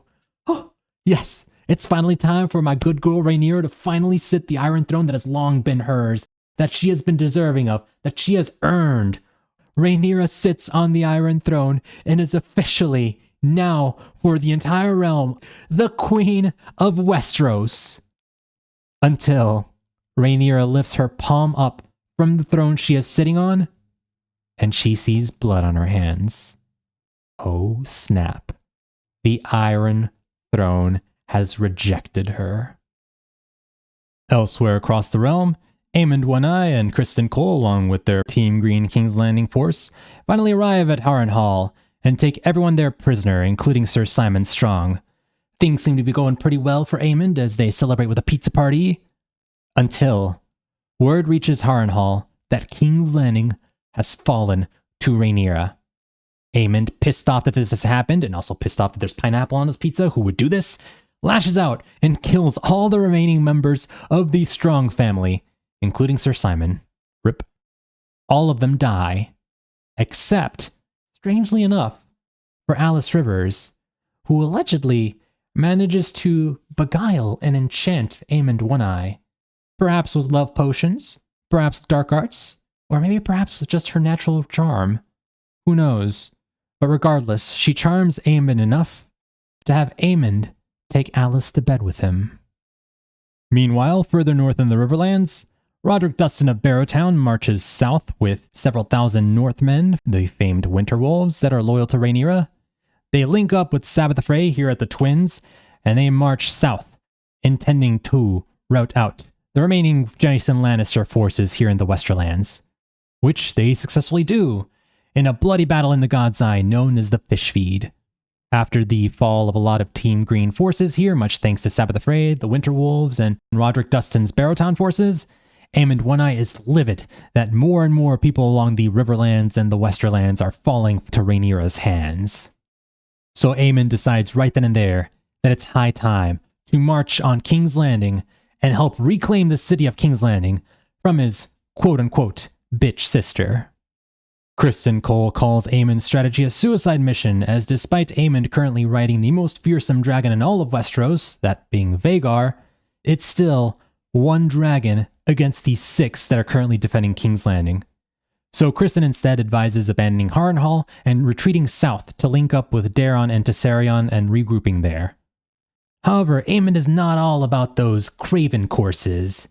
So after a couple of disagreements with regards to wartime strategies and potentially allegedly a couple of disagreements over the love of Alys Rivers, as a few of our testimonies believe that Aemond and Criston may have been crushing on Alys Rivers, much thanks to potentially allegedly some dark love potions that Alys Rivers had brewed for both these men. They bicker and argue and eventually split up, with Criston marching south in an effort to join up with Daeron and Ormond Hightower off in the Reach, while Aemond decides to stay back in the Riverlands and fly all across the lands of the Riverlands, burning and scorching the lands on his dragon Vhagar, accompanied by his new love, Alys Rivers. This Aemond flying away from Harrenhal and scorching the Riverlands strategy gives Sabitha Frey an idea of like, hey, that Harrenhal castle seems to be pretty empty at the moment. Why not I and my forces take it over for a bit and make it our new home? And so she does. Back in King's Landing, despite Alicent Hightower spitting a whole bunch of venom in Rhaenyra's face about how Aemond will one day return and take back the city of King's Landing, Rhaenyra is entertained enough with Alicent to not want to kill her, but want to keep her alive. However, despite Rhaenyra sparing the life of Alicent, she isn't as kind to her father, Otto Hightower, as she decides then and there to behead Otto Hightower, RIP, and also Sir Ironrod. She also takes the time to reward Hugh Hammer and Ulf the White for their service in allowing them to take over King's Landing by giving them small holdings on Driftmark. Hugh celebrates this reward by beating one of the Queen's household knights to death in a brothel during a dispute over a virgin, and Ulf celebrates this reward by riding naked on horseback through the streets of King's Landing. Oh, these two knuckleheads, what are they doing? Not all is peachy keen in King's Landing, though, as Aegon II Larys and Aegon's children are still missing, so Rhaenyra and her Team Black forces are still on the hunt for these missing fugitives. But in addition to that, the crown's coffers are also empty, as prior to Rhaenyra's takeover of the city, Tyrion Lannister had spread the crown's money to different parts of the realm in hopes that Rhaenyra's forces couldn't touch it. So Rhaenyra has her torturers torture Tyrion Lannister to learn about the potential whereabouts of this gold. And while she's at it, she also goes ahead and names Gerardus as her new Grand Maester, whilst the previous Maester, Maester Orwell, is left in chains in the dungeons of King's Landing. However, despite Rhaenyra's men torturing Tyrion Lannister, they never really learned the whereabouts of where he kept the gold, so needing money fast in order to help defend the city in case of incoming green dragons, Rhaenyra decides then and there, much with the help of Lord Celtigar, to impose horrifyingly crushing taxes on the people of King's Landing. And it is at this moment that despite the small folk having fallen in love with Queen Rhaenyra as the realm's delight when Queen Rhaenyra was just a little girl, despite the fact that they celebrated Queen Rhaenyra sitting herself on the Iron Throne when she took over the city from that rapscallious Aegon II, it is at this moment that the small folk decide to turn on Rhaenyra. They no longer see her as the realm's delight. Instead, they see this new ruthless woman and her vengeful taxes as King Maegor with teats. But Rhaenyra doesn't care too much about the small folks' opinions at the moment anyway, as she's within the safe confines of this castle, currently being defended by 6 dragons. Nothing can go wrong. So Rhaenyra decides it's high time to summon her son, Joffrey, back from Old Town, in addition to her other son, Aegon the Younger, and her faithful fool Mushroom from Dragonstone to be with her in King's Landing. Still riding the high of her victory over the city of King's Landing, Rhaenyra begins to grow comfortable. Rhaenyra begins to grow complacent. And Rhaenyra begins eating and eating and eating, to the point that she's slowly beginning to grow stout. Which may be why Daemon, allegedly, begins seeking the physical comfort of his bedroom in other ways, as instead Daemon begins spending more and more time with Mysaria in his bedroom from time to time. But when Rhaenyra is probed about this, Rhaenyra merely says that she doesn't care. Let Daemon sate his thirst elsewhere. As long as he remains by my side in court, that's all I need. However, during this time, Rhaenyra is also getting a little bit too chummy with Mysaria as well, to the point that she too might be getting physical comfort from her in the same ways that Daemon is. Meanwhile, at a lonely inn called the Hogshead Inn at Bitterbridge, a man and a boy arrive seeking shelter, calling themselves a father and son.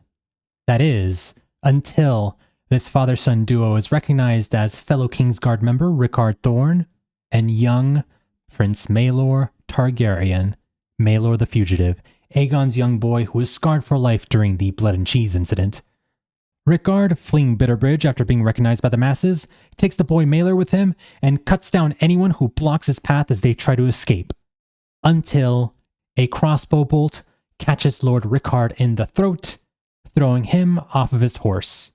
Maelor falls off, and chaos erupts soon afterward as the small folk argue over what to do with this Maelor, who they recognize as a Targaryen. And in a frantic struggle, they claw and fight for this young boy, and accidentally tear this poor small child limb from limb, killing him at Bitterbridge. Rickard Thorne's corpse and Maelor's severed head are sent back to King's Landing, much to a grieving Rhaenyra's sadness, per mushroom, or to her great delight, per Septon Eustace. And Maelor's dragon egg is delivered to Lord Aemond Hightower, who is currently staying at Long Table. Aemond and Daeron, hearing about this awful news, being horrified for what Bitterbridge did to Maelor, they ride on the dragon to Sarion and burn the town of Bitterbridge as consequence for what they did to poor Maelor. Elsewhere across the realm, Criston Cole and his dwindling force of King's Landing forces that had helped him take over the castle of Harrenhal are finding themselves dwindling day by day as people slowly, little by little, are beginning to desert Criston Cole, or they're beginning to be killed and picked off by the Riverlands forces and Winterwolves forces, to the point that the Riverlands and Winterwolves force eventually take Criston Cole himself, and realizing that the end is upon him, Criston asks that before you take me, how about we have a 1-on-3 duel, a noble duel, so that I may potentially win in single combat. But the combined River and North forces don't want to hear about any potential noble heroic duels. So right then and there, they decide to unceremoniously bring down the former Hand of the King with arrows to the belly, neck, and chest. Criston doesn't die a hero. He dies a brutal, humiliating death. What was left of Criston's men are eventually slaughtered in the ensuing butchery, a battle which is eventually dubbed Butcher's Ball. Elsewhere in the Riverlands, Aemond on Vhagar, accompanied by Alice Rivers, they arrive back to Harrenhal for a bit as they want to relieve some stress after the hard work of burning down the Riverlands. Got a rest after doing some of that. And they see Sabitha Frey there, so they scare her off with a couple of dragon flames as she runs away from Harrenhal, and Aemond and Alice retake Harrenhal. And back in the Reach, Aemond and Daeron begin marching north as they get closer and closer to King's Landing, as their forces of Team Green supporters grow and grow. With growing threats from the Reach and growing threats from the Riverlands, Rhaenyra finds herself feeling a little bit scared here. Aegon II, Jaehaerys, and Larys are also still at large, though seeing potentially no way out, Corlys Velaryon, Rhaenyra's current Hand of the Queen, urges the Queen to consider peace.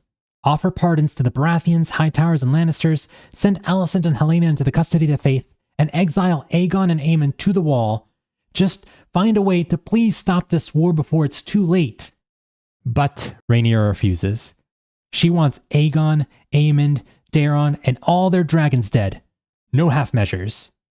So, when Alicent learns of Rhaenyra's intentions, she pleads with Rhaenyra to please let her children live. Let's find a way to consider peace. Take Corlys' suggestion, please. Why not we divide the realm in half? Why not the realms that are currently loyal to my son Aegon annex themselves in a new Westeros, and those that are loyal to you, Rhaenyra, those can stay loyal to you, Rhaenyra. But Rhaenyra rejects this proposal, prompting Alicent to spit out the accusation that Rhaenyra's dead sons are just bastards all along, and who would support these bastards? So, furious at this outburst, Rhaenyra threatens to have Alicent's tongue removed if she continues to talk of bastards. So says Septon Eustace and Maester Munkin. However, per Mushroom, allegedly there was another thing that may have happened here.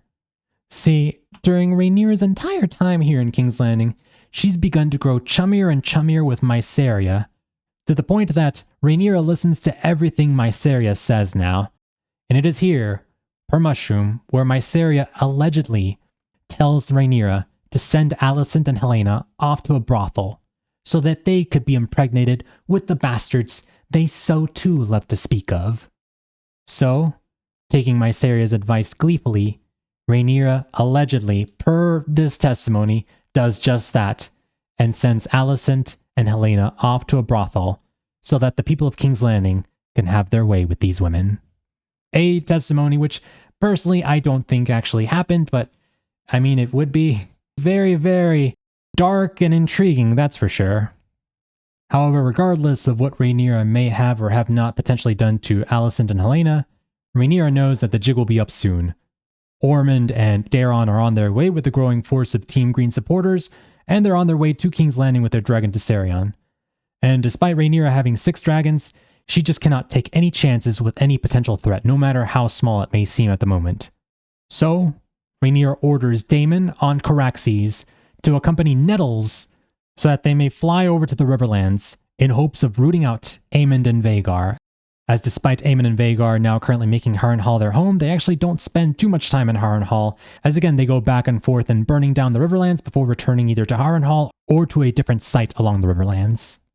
Rhaenyra also takes the time to dispatch Hugh the Hammer and Ulf the White, 2 characters that to this point have turned out to be quite dubious, but they've still been helpful hands, so Rhaenyra decides to use them to go to the town of Tumbleton, as Tumbleton is currently the last line of defense between her, King's Landing, and Daeron and Ormond Hightower's Team Green forces off in the Reach.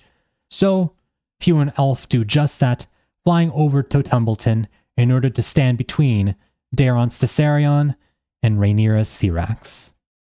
So Daemon and Nettles arrive to Maidenpool as their base of operations and spend quite a bit of time together, potentially sharing a bed, allegedly. And Hugh and Ulf arrive to Tumbleton in hopes of giving the last defense of 6,000 men here at Tumbleton hope in order to take on Daeron's incoming dragon. And sure enough, Daeron indeed does arrive, as he and Tessarion immediately tear through the Team Black lines of defense in Tumbleton. Roderick Dustin, who's currently there in support of Team Rhaenyra's Team Black, fights on like a man possessed, slashing his way into the Deep Green host and personally also killing Ormond Hightower himself. Nice work, Roderick Dustin. However, Roderick Dustin himself falls as well. Rest in peace, my man. However, it is here that just as when things are beginning to look like they're on the up and up for the Blacks here at Tumbleton, a betrayal happens. The betrayal. Hugh and Ulf, 2 characters that up to this point have been very dubious from the start, and, according to Mushroom, have always been resentful towards Rhaenyra that she never gave them the respect or lance that they think they deserved. So, it is at this moment that Hugh and Ulf decide to turn their cloaks and their dragons Vermithor and Silverwing onto the town of Tumbleton, unleashing their flames onto the town and its defenders in hopes of seeking better rewards and pay from Team Green. Wow. You suck, Hugh and Ulf. The entire Rhaenyra defense force perishes at Tumbleton, and the Greens win the day, taking with them 2 pivotal dragons from the Blacks. When news of the disaster at Tumbleton reaches Rhaenyra, Rhaenyra is distraught, and she begins to become paranoid as well. These 2 bastard-born people betrayed her. What's to say that other bastard-born people won't betray her as well? So, becoming paranoid, her suspicions immediately start turning to all the bastard-born people within her court. Suspicions that are only further inflamed by Mysaria, as Mysaria suggests to Rhaenyra that the bastard Nettles has also betrayed her by sharing a bed with Daemon. So furious at this alleged betrayal, Rhaenyra orders that all the dragon seeds be arrested, including Nettles, who is currently off in Maidenpool, and Aemond Valerian, who is currently at the Dragonpit. Corlys Valerian immediately tries to intercede on Aemond's behalf, saying that no, Aemond is not like you and Ulf. He is a good person. He is not like these other bastard-born dragon seeds. He's a good man. However, Rhaenyra doesn't care, and as she sends her men to the Dragonpit in an effort to arrest Aemond Valerian, they witness Aemond Valerian flying away on his dragon Sea Smoke from the Dragonpit just before he was to be arrested. Looks like someone warned Aemond ahead of time that an arrest was coming for him. Rhaenyra immediately turns towards Corlys, blaming him for Aemond getting away. Corlys doesn't deny that it was he who warned Aemond ahead of time, so for that insolence, Rhaenyra has Corlys thrown in the dungeons. Rhaenyra also takes this time to send her current Maester Gerardus, off to Dragonstone, as well as he too rose in support of defending the bastard-born dragon seeds, as he also claimed, like Corlys, that not all these dragon seeds are evil. And as all this is going on, a wild-eyed preacher in the lowly streets of King's Landing begins to rise up. A preacher who is known as the Shepherd, and begins preaching about a false king, a whore queen, and their demon dragon creatures.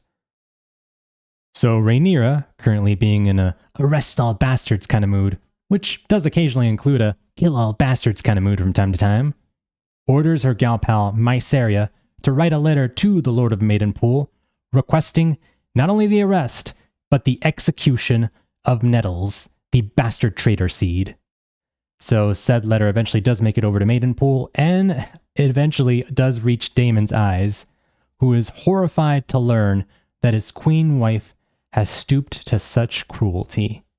So sad and heartbroken, Daemon and Nettles decide to flee Maidenpool, with Nettles flying east towards the Bay of Crabs, and Daemon flying west towards Harrenhal to reclaim the castle that he once held not too long ago.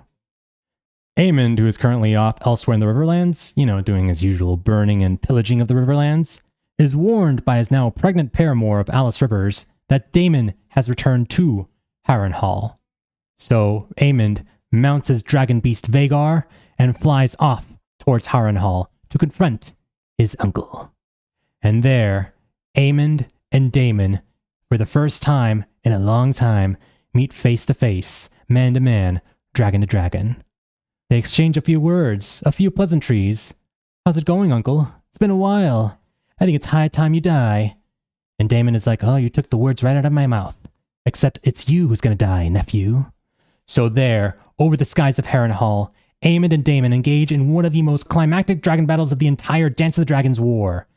Their dragons Vhagar and Caraxes exchange bites, they exchange fire breathing, they exchange all sorts of cool dragon battle shenanigans, which then results in both dragons hurtling down towards the cold ground below, hurtling down towards the God's Eye River right here just south of Harrenhal. But just as the dragons look to collide toward the lake below, Daemon, allegedly, and this is all perhaps legend, leaps off from the back of Caraxes onto the back of Vhagar that is currently being ridden by Aemond One Eye, and he takes a screaming Aemond by surprise. Daemon pulls out his Valyrian steel blade, Dark Sister, and he stabs it right through Aemond's blind eye and through his neck, killing this villainous one-eyed monster that has terrorized the Riverlands for so many months now, for good, dead. And with his mission accomplished, and satisfied with a lifelong well-lived, just as Daemon is about to crash into the lake below, having killed his disgusting piece of garbage nephew, he smiles.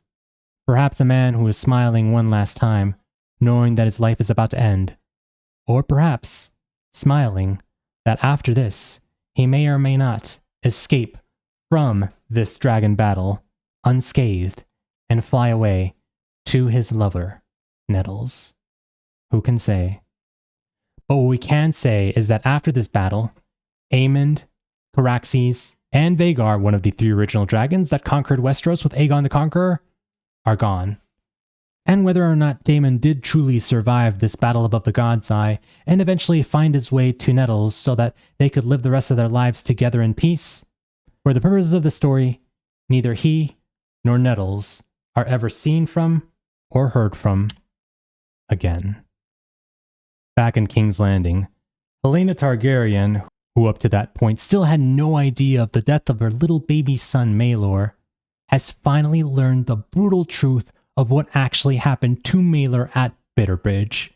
But she doesn't learn it gently, no, because allegedly, Mysaria, the White Worm, maliciously tells Helaena all the gruesome little details of how exactly her son died. And Helaena, who had already been traumatized following the blood and cheese incident, becomes immediately overwhelmed with grief upon learning of how exactly her son died. So much so that in that instant, allegedly, Helaena decides to jump out from her window at Maegor's Holdfast and throw herself down onto the iron spikes below, ending her life for good. She was 21. Following her death, the common folk, spurred on by the shepherd, and according to Mushroom, by Larys Clubfoot as well, who's been still hiding out in King's Landing, whispering his little secrets to all the common folk from behind the shadows, they begin spreading a rumor that it was Rhaenyra who had Helaena murdered, by ordering her commander of the City Watch, Luther Largent, to throw Helaena out of the window and kill her. But despite all this rumor mongering, this is actually false. And this was actually proven by George R.R. Martin himself when he confirmed this on his now deleted infamous blog post, where he confirmed that yes, Helaena did in fact take her own life, and there was no other shenanigans about it. But anyway, the truth doesn't really matter here, because the people of King's Landing are already fed up with Rhaenyra, and they could have believed anything about her and ran with it. So it is here, where the Helaena death, being the straw that breaks the camel's back, they finally snap and devolve into a full-blown riot. The mobs proceed to tear apart the much-despised Lord Celtigar, the man who gave Rhaenyra the idea to overwhelmingly tax the common folk, thus making the common folk even more impoverished than they already were. They overpower the Goldcloaks and even manage to kill Luther Largent, and so the entire city riots, the entire city burns, and Rhaenyra is furious. However, her fury would eventually turn to horror, as it is at this moment that the rioters of the city, whipped into a frenzy by the shepherd, they decide, upon the shepherd's instruction, to turn their rage onto the creatures that they believe are the true demons of the realm, the Targaryen dragons. So, drunk on adrenaline and on the shepherd's claim that only dragons can cleanse them of their sins, 10,000 angry people march toward the dragon pit and pour into the building. The shepherd and his mob slaughter the dragon keepers and storm the lower chambers of this pit where the dragons are chained and housed. And from the roof of Maegor's Holdfast, Rhaenyra, her last living son through Laenor Velaryon, went strong, Aegon the Younger, and Mushroom all watch helplessly as the dragon pit becomes a place of chaos. Seeing the mobs cause a giant ruckus within the dragon pit, Joffrey becomes worried about his pet dragon, and he pleads with Rhaenyra to please let him go off into the dragon pit, because they're going to hurt Taraxes. Let me go down there and try to stop the mob from encroaching any further. But Rhaenyra forbids it. She orders Joffrey to stay in the castle, insisting that the dragons will incinerate any fools who get too close. Do not worry, my baby Joffrey. Everything will be okay. But even Rhaenyra knows that she might potentially be lying to herself, because she becomes increasingly more horrified as from a distance she sees more and more people pouring into the dragon pit. And Joffrey does as well, because it is at this moment that Joffrey makes a split-second decision to slip away from the Red Keep, mount his mother's dragon Syrax, and fly towards the dragon pit to protect the dragons inside and attempt to stop the masses from hurting or potentially killing any of the dragons inside. However, although Joffrey might have Targaryen blood in him, the dragon Syrax doesn't exactly accept him as her rider. Syrax is used to obeying Rhaenyra and no one else. So, Syrax, not recognizing his rider, chooses this moment to thrash and buck in the sky, trying to bounce whatever rider is trying to ride her and direct her towards the Dragonpit. And after so much whipping and thrashing, launches Joffrey off from Syrax's back as Joffrey, little Joffrey, innocent Joffrey, who didn't do anything wrong in this entire war. He just wanted to be there for his mom. He just wanted to be there for his dragon Tyraxes. Plummets hundreds of feet to the solid stone ground below and dies instantly. Poor Joffrey. As far as the Dragonpit goes, the Dragonpit that Joffrey was trying to save so much from the chaos of the masses. Despite the dragons inside burning thousands of rioters, thousands more pour into the pit, outnumbering and overwhelming the majestic creatures. Shrykos is the first dragon to fall, receiving an axe to the skull. Morgul is next, a spear thrust into his eye. Joffrey's Tyraxes, despite burning hundreds of rioters, is eventually sliced up and cut up by hundreds more. And Helena's Dreamfire, despite burning even more hundreds than Tyraxes, is overwhelmed, and in a frenzy to escape, the she-dragon flies up towards the dome ceiling of the Dragonpit, and she crashes her skull against the ceiling, causing the ceiling to fall and collapse on her and thousands of rioters still inside the building, burying all of them and killing them beneath fallen stone. And Syrax, Rhaenyra's riderless dragon, attracted to the stench of fire and blood emanating from the Dragonpit, flies to the building, only to be swarmed by dozens of people, until, allegedly, the shepherd himself delivers the killing blow to Syrax, chopping her head off with his axe. So, by the end of the night, all the city's dragons are gone. Joffrey is dead, and Rhaenyra is inconsolable. King's Landing is lost to the Blacks, and there's no way to recover. With King's Landing burning and the dragons dead, Rhaenyra decides it's high time to flee the city. So, taking only a small group of loyalists with her, including her young son Aegon the Younger, they ride on their horses hard for Duskendale. Leaving the capital, her faithful foal Mushroom, Septon Eustace, and her gal pal, Mysaria, behind. With Rhaenyra gone, the city of King's Landing kind of falls into a little bit of a martial law, as in the chaos that follows, several people rise up claiming to be the new official ruler of King's Landing, not the least of which is a hedge knight named Sir Perkin the Flea, who claims that his squire Trystane Truefire is actually a natural son of King Viserys. How about that? So Perkin and his band of gutter knights storm the Red Keep in Rhaenyra's absence, and there they kill her remaining guards, and then they find Mysaria, Rhaenyra's former gal pal, and they publicly whip Mysaria throughout the streets of King's Landing until they whip her so hard that they eventually kill the former White Worm. Rip Mysaria. As they storm the castle, they also free several of the prisoners that were being held within the dungeons of the Red Keep, including Corlys Velaryon, Grand Maester Orwyle, and the tortured Tylan Lannister, who has now been made blind and a eunuch during his time of torture in the dungeons. Larys the Clubfoot also somehow finally emerges from the shadows unscathed. Where the heck have you been, Larys?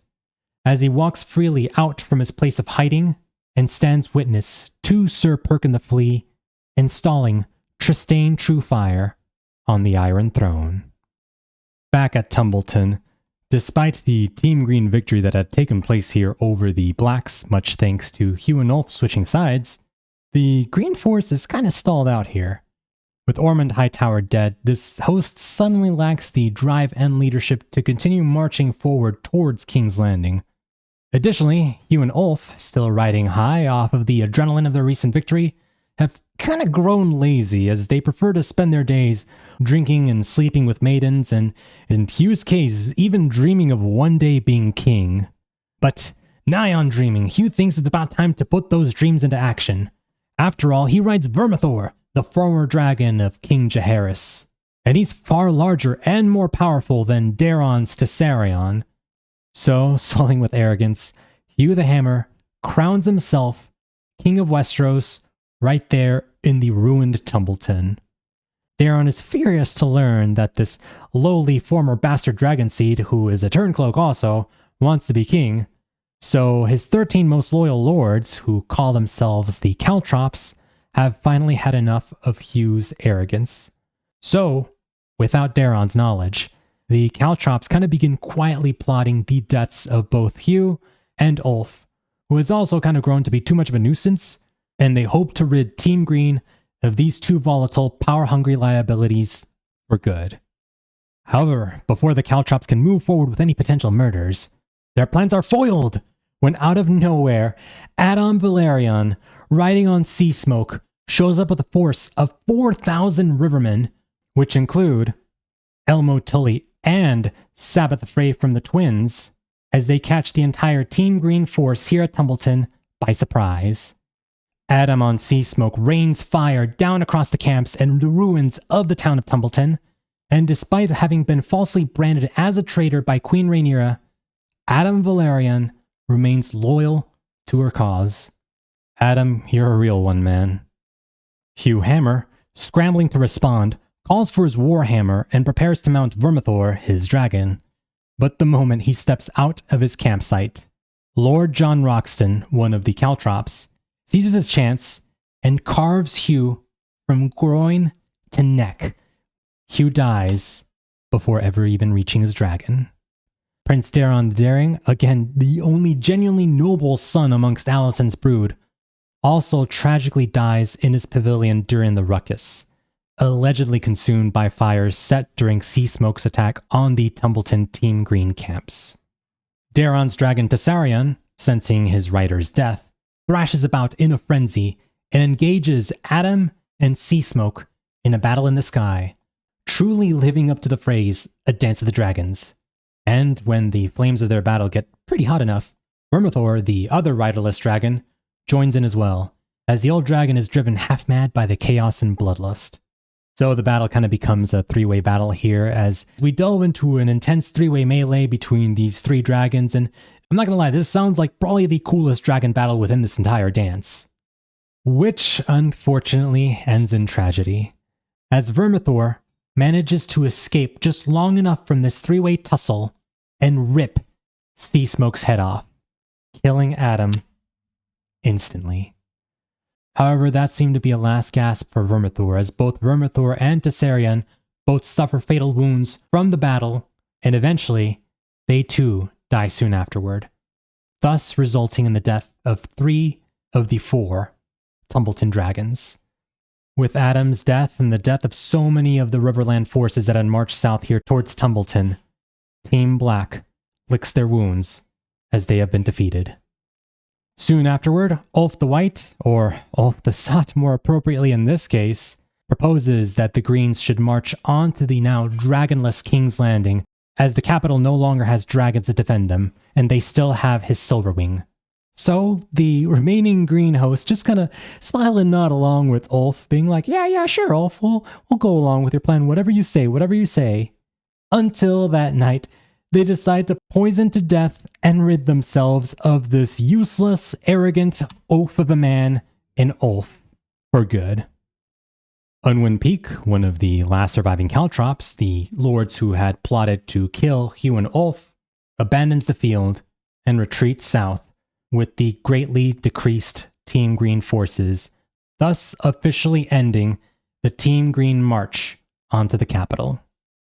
As for Adam Velaryon and his remains, having remained loyal to Rhaenyra to the very end and even stopping the High Tower advance onto King's Landing despite the Team Black defeat, his remains are eventually recovered from the remains of what's left of Tumbleton, and they are returned to Driftmark, where there, his brother, Alan Velaryon, would eventually one day bury his brother, and on the headstone, he would engrave the word, loyal. Adam Velaryon, you were a true dude. Rest in peace. Elsewhere across the realm, Rhaenyra, alongside her son Aegon the Younger, a few remaining Queensguard, her ladies-in-waiting, and a dwindling escort of Goldcloaks who abandon her more and more with each passing day, unfortunately, they arrive at Duskendale, and from there they send ravens all across the realm, including to Winterfell and to the Vale, pleading for any outside assistance in order to help Rhaenyra reclaim the Iron Throne. Cregan Stark, up in the north, replies that he can offer help and can even offer 10,000 men, a force even stronger than those that came south with Roderick Dustin from Barrowtown earlier. However, Rhaenyra will have to give Cregan some time, as winter is coming and it promises to be a harsh, harsh season. Lady Jane Eyre from the Vale also says that she's going to need some time to collect her men, but as soon as she does, she can be down there as soon as possible. However, these timelines, as far as Rhaenyra is concerned, are a little bit too far away for her. So, exhausted, grieving, and desperate for any refuge, it is here where Rhaenyra decides that she just wants to go back to Dragonstone. She just wants to go home. So from here at Duskendale, she sends a raven off to Grand Maester Gerardus, who is currently staying at Dragonstone, as previously again Rhaenyra had kicked Gerardus off of her council because Gerardus was one of the opposing voices who opposed Rhaenyra on the "all Dragonseed bastards are evil and they must be eliminated" edict. However, despite sending a raven off to Dragonstone, days pass and she never receives word back from Gerardus. So, assuming that Gerardus, just like all those other Dragonseeds, especially Nettles, has betrayed her, Rhaenyra finds that there's no other alternative. So, Rhaenyra sells her crown and collects just enough coin to buy passage on a Braavosi ship for herself, her son, what's left of her Queensguard, and her ladies-in-waiting to sail across to Dragonstone. Alone, hungry, and not much going on for her anymore. However, once on Dragonstone, Rhaenyra senses that something is amiss, which is confirmed when she horrifyingly discovers the mutilated remains of Grand Maester Gerardus hanging from the wall. But before Rhaenyra can understand the true horror of what is going on, her escort of Queensguard is suddenly ambushed and slaughtered by Sir Alfred Broom, a man who resented Rhaenyra for passing him over as Castellan of Dragonstone, and also slaughtered by men or greens, because from the shadows, Aegon II appears. Despite being horribly burned and crippled after his battle of the Rook's Rest, Aegon the Elder is very much still alive. In fact, he's been hiding out here on Dragonstone this whole time, ever since the fall of King's Landing. Larys Strong, the most conniving man on the Green Small Council, had smuggled Aegon out of the city before the city of King's Landing fell to Rhaenyra and her forces, had him placed in the care of a bastard knight near the Dragonmont, and Aegon has been here ever since. No one on Dragonstone had ever reported seeing Aegon here while he was hiding because, well, many people here on the island apparently had some sort of vendetta against Rhaenyra.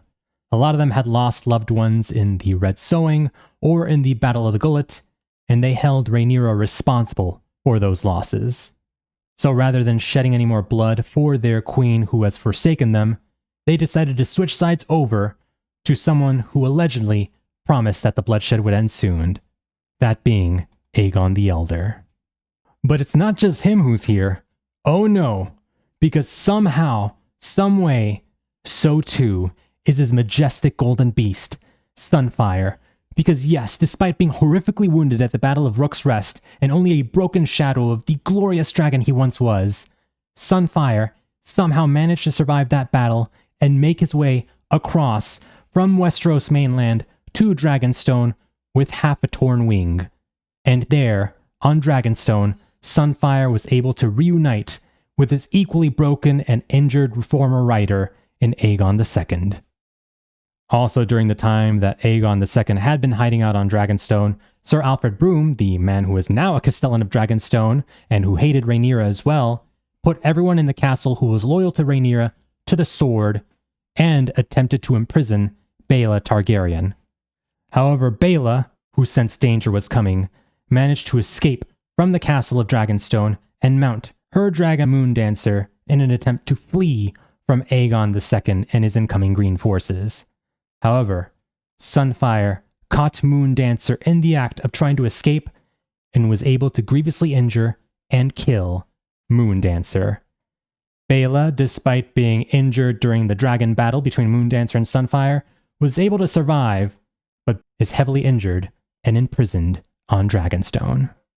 And so, ladies and gentlemen, we arrive at this very grim moment. Sunfire and his rider, Aegon II, both broken and battered shadows of their former glory, are ready to enact their revenge. So it is here where Rhaenyra is dragged into the castle yard and thrown before Aegon's dragon Sunfire. And in his hatred for his stepsister, in his hatred for everything Rhaenyra represents, Aegon II orders Sir Alfred Broom to seize Rhaenyra's 10-year-old boy, Aegon the Younger, and force the boy to watch of what is coming. As his mother, Rhaenyra Targaryen, the once beloved realm's delight, in front of the eyes of this innocent 10-year-old boy, is burned alive. Queen Rhaenyra Targaryen, the Queen of Westeros, is killed by Sunfire. She dies at age 33. Rest in peace, Rhaenyra. And after being forced to witness this horrifying event, this young Aegon the Younger doesn't know what to do, doesn't know where to turn. And it is here where the vile Alfred Broom urges Aegon the Elder, Aegon II, to kill Rhaenyra's son. But Aegon the Elder's revenge, for now, is sated. And he says that the boy, for now anyway, is too valuable to lose. So for the moment, they keep him as a hostage, to make sure that the half of the realm that is still loyal to Rhaenyra obeys Aegon II, as Aegon II intends to rule the realm once again, but this time with a steel fist, one that has not been seen since the days of Maegor the Cruel. And so the reign of Rhaenyra Targaryen, brilliant, flawed, yet fiercely determined, comes to a horrific end, as Aegon the Elder once again claims the crown, uncontested this time, of King of Westeros. Off in the mainland of Westeros, Borros Baratheon, the Lord of Storm's End, marches from Storm's End with another Targaryen that we haven't seen in quite a while, young Jaehaerys Targaryen, the long-lost daughter fugitive of Aegon the Elder. You see, Jaehaerys this whole time had been staying away here at Storm's End with Lord Borros Baratheon. Larys Strong, after escaping from King's Landing prior to the fall of King's Landing when Queen Rhaenyra had taken over, he had shooed away young Maelor to be protected by the Kingsguard member, Sir Rickard Thorne, and we already know how that turned out. However, he had also placed Jaehaerys under the protection of Borros Baratheon. So it is now where Borros Baratheon returns to King's Landing with Alicent Hightower's granddaughter in tow. And after some deliberation between the Hightower Targaryens and Borros Baratheon, it is here where the people of Storm's End declare themselves fully for Team Green, allowing Alicent to tearfully reunite with her granddaughter. From here, the Stormland forces helped to clean King's Landing out of a lot of the filth, as, again, King's Landing had kind of fallen into a bit of martial law after Rhaenyra's retreat from the capital. And it is here where Trystane Truefire, the person who had allegedly been the son of the deceased King Viserys, is put to death, alongside with Gaiman Palehair, another Pretender King, and the Shepherd, the person who riled up the masses to attack the Dragonpit and kill all the dragons. But despite things getting cleaned up a little bit here in King's Landing, Aegon II cannot yet return to the capital, as his dragon Sunfire has finally succumbed to all the wounds it experienced during all the battles of this Dance of the Dragons war, leaving Aegon unable to fly back to the capital. However, in addition to that, the Valyrian fleet, which was partially destroyed by Shaddaq Lohar, is still, for the most part, here along the Gullet, being controlled by Alan Velaryon, a person that is very near and dear to Corlys Velaryon. So with Aegon II not being able to fly back or sail back through the Gullet, as these waters are very dangerous for the moment, Alicent Hightower turns to Corlys Velaryon for a solution, asking him nicely, "Lord Velaryon, please, would you please just move just one ship out of the way, so my young son can claim this wondrous Iron Throne that is so rightfully his. However, Corlys, despite having been put in the dungeons by Rhaenyra Targaryen, plays hardball with Alicent. If they want Corlys to lift the Valyrian blockade in the Gullet, he demands a couple things. First, he demands a full royal pardon, not just for himself, but for all the people who fought for Queen Rhaenyra. That includes his daughters Baela and Rhaena. That includes the legitimized Alan Velaryon, and all the other lords and houses of Westeros that fought for Team Black. On top of that, Corlys insists that Aegon the Younger be made the heir after Aegon II by betrothing this 10-year-old boy to Aegon's daughter, young Jaehaerys Targaryen. If the Greens refuse, then the blockade that is currently being controlled by Alan Velaryon stays where it is. Alicent laughs at Corlys' gall like, how dare you try to put terms with me? We control everything. We can easily burn you down, old man. But after some guidance from Larys Clubfoot, who, again, this entire war, he's kind of been hiding in the shadows, and even when he's not hiding in the shadows, he's always been scheming behind everyone's back and whispering his little whispers here and there. He tells Alicent that it's in Team Green's best interest to accept Corlys' terms. So Alicent begrudgingly relents and accepts Corlys' terms. So with that, the Balerion blockade of the Gullet is lifted, and Aegon the Elder is able to sail back to King's Landing and, as best he can, with his ruined legs, climb the steps to the Iron Throne and sit atop a pile of cushions beside the Iron Throne. As for the moment, it seems that Aegon II has finally stabilized the realm. But not for long, because at the start of the year 131 AC, Aegon II breaks his promise to Corlys and begins punishing every house that ever supported Rhaenyra. Cregan Stark up in the north, Elmo Tully, who is currently in the Riverlands, and Jane Arryn, who finally have had some time to rest and recuperate after the previous battles from the Dance of the Dragons War, finally having the strength in numbers and finally having had time to recover, decide to march south towards King's Landing to tell Aegon II what they think of his new edict. Jane Arryn even brings Rhaena Targaryen, again someone we haven't seen in quite a while, along with her, as Rhaena currently has with her her newborn baby dragon called Morning. And Morning, despite being a baby dragon on Rhaena's shoulder, won't be a baby dragon for long, and she wants to get her baby teeth wet first by wetting them with the blood of Aegon the Elder. Seeing all these forces coming for him, though, Aegon II doesn't seem to mind all these incoming threats, as he further breaks his promise to Corlys even more by now refusing to go along with the originally agreed upon betrothal between Aegon the Younger and little Jaehaerys Targaryen. Instead, King Aegon the Elder now intends to either geld the young 10-year-old boy or send him off to the wall to be part of the Night's Watch. Whichever punishment the boy feels like choosing, but he must choose. And furious with Aegon going back on his word, Corlys is about to give Aegon the Elder a piece of his mind, and what for? Until slimy, conniving, sneaky Larys the Clubfoot Strong tells Corlys, "Don't worry, my lord Corlys. All is good, all is good. There's a better way to get back at Aegon." Wink. And Corlys is like, "Bro, did you just wink at me?" Meanwhile, north of King's Landing, Boros Baratheon and his force of Stormlanders are able to intercept the marching Rivermen host currently being led by Lord Elmo Tully. Oh, wait. Psych! Elmo actually died. So it's his son, Kermit Tully, that they're facing in a brutal, rain-soaked slugfest. The battle between the Stormlanders and the River People is bloody and miserable. But despite everything, Team Black's Rivermen are able to break the Stormlanders and kill Lord Boros Baratheon. Goodbye, loser. So, with Boros gone, Kermit and his forces can finally march on towards King's Landing without anyone left to get in their way. Elsewhere in the realm, Cregan Stark, Cregan, where the hell have you been? And his hardy force of Northmen are also now marching south towards the capital.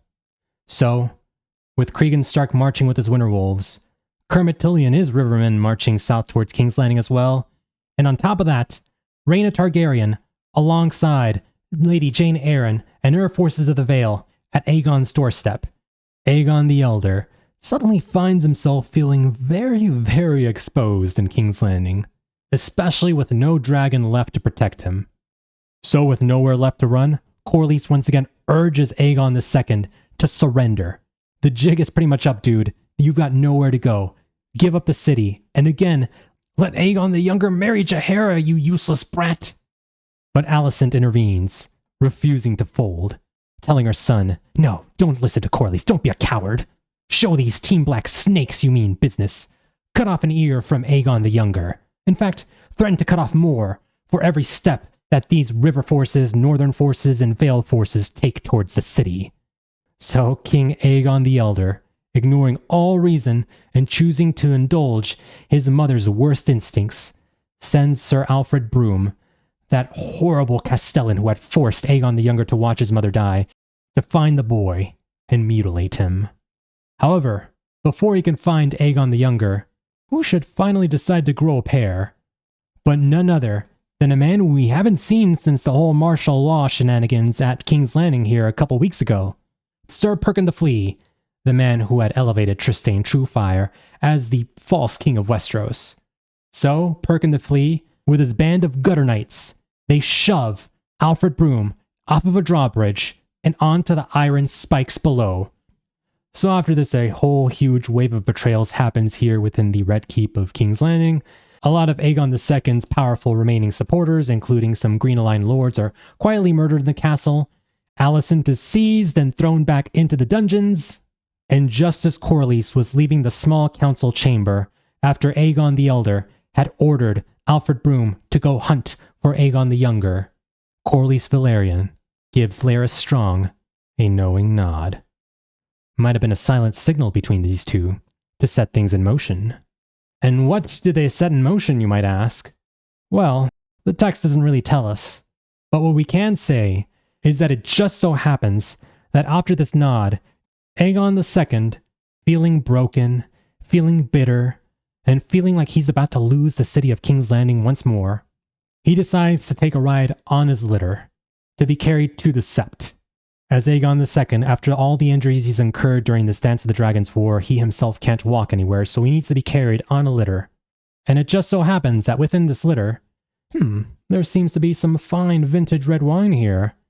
And Aegon the Elder, being a fan of a little bit of red here every now and then, decides to indulge himself in this luxurious grape, and is carried forth towards the Sept.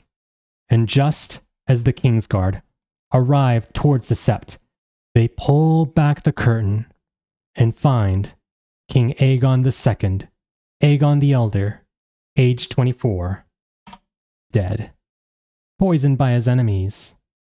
Meaning that after a few miserable months of ruling the realm and causing a nuisance, this petulant young man has finally met his end. And with his death, although no one knew it at the time, the Dance of the Dragons War has ended. So it is here where Kermit Tully, Oscar Tully, Kermit's brother, and bloody Benjicot Blackwood, their Riverland friend, finally arrive to King's Landing, with their force of rivermen expecting to besiege the city. However, after all the battling they did with Lord Boros Baratheon, they're very relieved and pleasantly surprised to see that the castle that they had intended to siege is being given up to them on a silver platter by Corlys Velaryon. Corlys cheers them on, handing them all red party cups full of Mountain Dew Baja Blast, telling them, boys, here, have some Mountain Dew. The war is over. The war is over. The king is dead. Long live the king. And catching their drift, the rivermen immediately realize, holy snap, Aegon the Elder is dead. Piss on his grave. It's now time to crown a new king, King Aegon the Younger. So celebrations are held all across King's Landing, all across the realm. Everyone is partying. Larys Clubfoot is passing around the Mountain Dew. Everyone's having a good time. That is until Cregan Stark, my favorite character, who has done, may I remind you, nothing at all this entire war, finally decides to arrive to King's Landing. Eesh, Cregan, your tardiness would make even the late Lord Walder Frey blush. Cregan sees all these immature children celebrating and getting drunk off of soda or something, and all Cregan can do is just glower at them, essentially telling them, what the hell is this? You killed one guy, and you're celebrating as if the war is over? Move over, you immature assholes. Here, Kermit Tully, take this little juice box and go ahead and sit in the corner. Let Big Brother make the real adult decisions here. So, because Kermit and all the river people are essentially children compared to Cregan Stark, they all move over and let Cregan Stark, for the time being anyway, rule the realm as Hand of the King. As Hand of the King, he makes a bunch of decisions right then and there, including arresting Corlys Velaryon, Larys Strong, Septon Eustace, Maester Orwyle, and a whole host of others that Cregan deems responsible for poisoning and killing the previous king, Aegon II, because despite Aegon II being an absolute asshole, poisoning a king is still treason, and Cregan Stark is a man of honor. Next, Cregan sets his sights on rooting out and destroying all the people of Storm's End, Old Town, and Casterly Rock for even having had the gall to side with the Greens throughout this entire war. It's only thanks to the intervention and immediate surrender of these three towns that Cregan is talked down from raising all their lands as they politely give Cregan hostages over in order to placate him and not have his winter wolves completely destroy their lands. So after all that is settled, Cregan then intends to kill everyone who he suspects of having killed Aegon the Elder, including Corlys Velaryon. Cregan is stubborn in this edict. Even the crying words of Baela Targaryen in an effort to save her grandfather do not sway Cregan Stark. It's only the words of Lady Black Aly Alysanne that move Cregan, as Cregan may or may not have had a bit of a crush on Black Aly. So, after Black Aly's pleading words, Cregan decides not to execute Corlys, and even restores the former Sea Snake to all of his lands and previous titles. So Corlys is removed from the execution lineup. However, as far as everyone else, as they're looking to have their heads chopped off on the chopping block, all of a sudden, these prisoners get very, very talkative. It all starts with Maester Orwyle, who says, No, wait, before you take my head off with that fabled Valyrian steel sword, that Valyrian steel sword called Ice, Cregan, please, may I take the black? May I join the Night's Watch? And Cregan, being a man of the North and knowing how vital it is to have men of the Night's Watch protect the realm from any threats above the wall, he says, sure, take the black, and you are never to return to the mainland Westeros. So Maester Orwyle does just that, and after seeing that Orwyle was able to spare his life via this caveat, every other man who was also about to get executed also decides to join the Night's Watch, and they choose the wall. Every man, except for two people. Giles Belgrave, one of Aegon II's old Kingsguard, and Larys Clubfoot, with Larys deciding he'd rather burn in a warmer hell than freeze at the wall. So Cregan himself, being a man of his word, decides to give Larys just that. Burn in hell, Larys. And thus ends the entire strong bloodline once and for all. So with that, this time of Cregan Stark sitting himself as King Aegon the Younger's Hand of the King, this hour of the wolf, comes to an end, as Cregan Stark, satisfied with the job well done and patting himself on the back, thanks Cregan, he steps down as Hand of the King and returns to his responsibilities at Winterfell. And Aegon the Younger, despite only being 10 years of age, marries his 8-year-old cousin, Jaehaerys Targaryen, thus officially uniting the Blacks with the Greens and ending this war of the Dance of the Dragons for good, under the reign of the new King of Westeros, the new King of the Seven Kingdoms, Aegon Targaryen, third of his name, Lord of the Seven Kingdoms, and Protector of the Realm. And that, comrades, that is where we will end this summary of Fire and Blood. At least this part of Fire and Blood. Want to know what happens next? Well, hit that like button, drop a comment down below, and subscribe. Hopefully you guys don't mind me pulling a greedy Warner Brothers and splitting this one book into 3 parts, a la the Hobbit movies, but as you can already see, this video is long enough as it is, and this video took a lot of work. But I hope this video lived up to all of your guys' expectations. I hope this video was everything you wanted it to be from this Dance of the Dragons section of Fire and Blood. Thank you so much for sticking with me throughout this entire summary. Thank you so much for your patience during this wait time for this summarized part of Fire and Blood. My name is BookTube Advocate. I make videos on books both inside and outside the A Song of Ice and Fire series.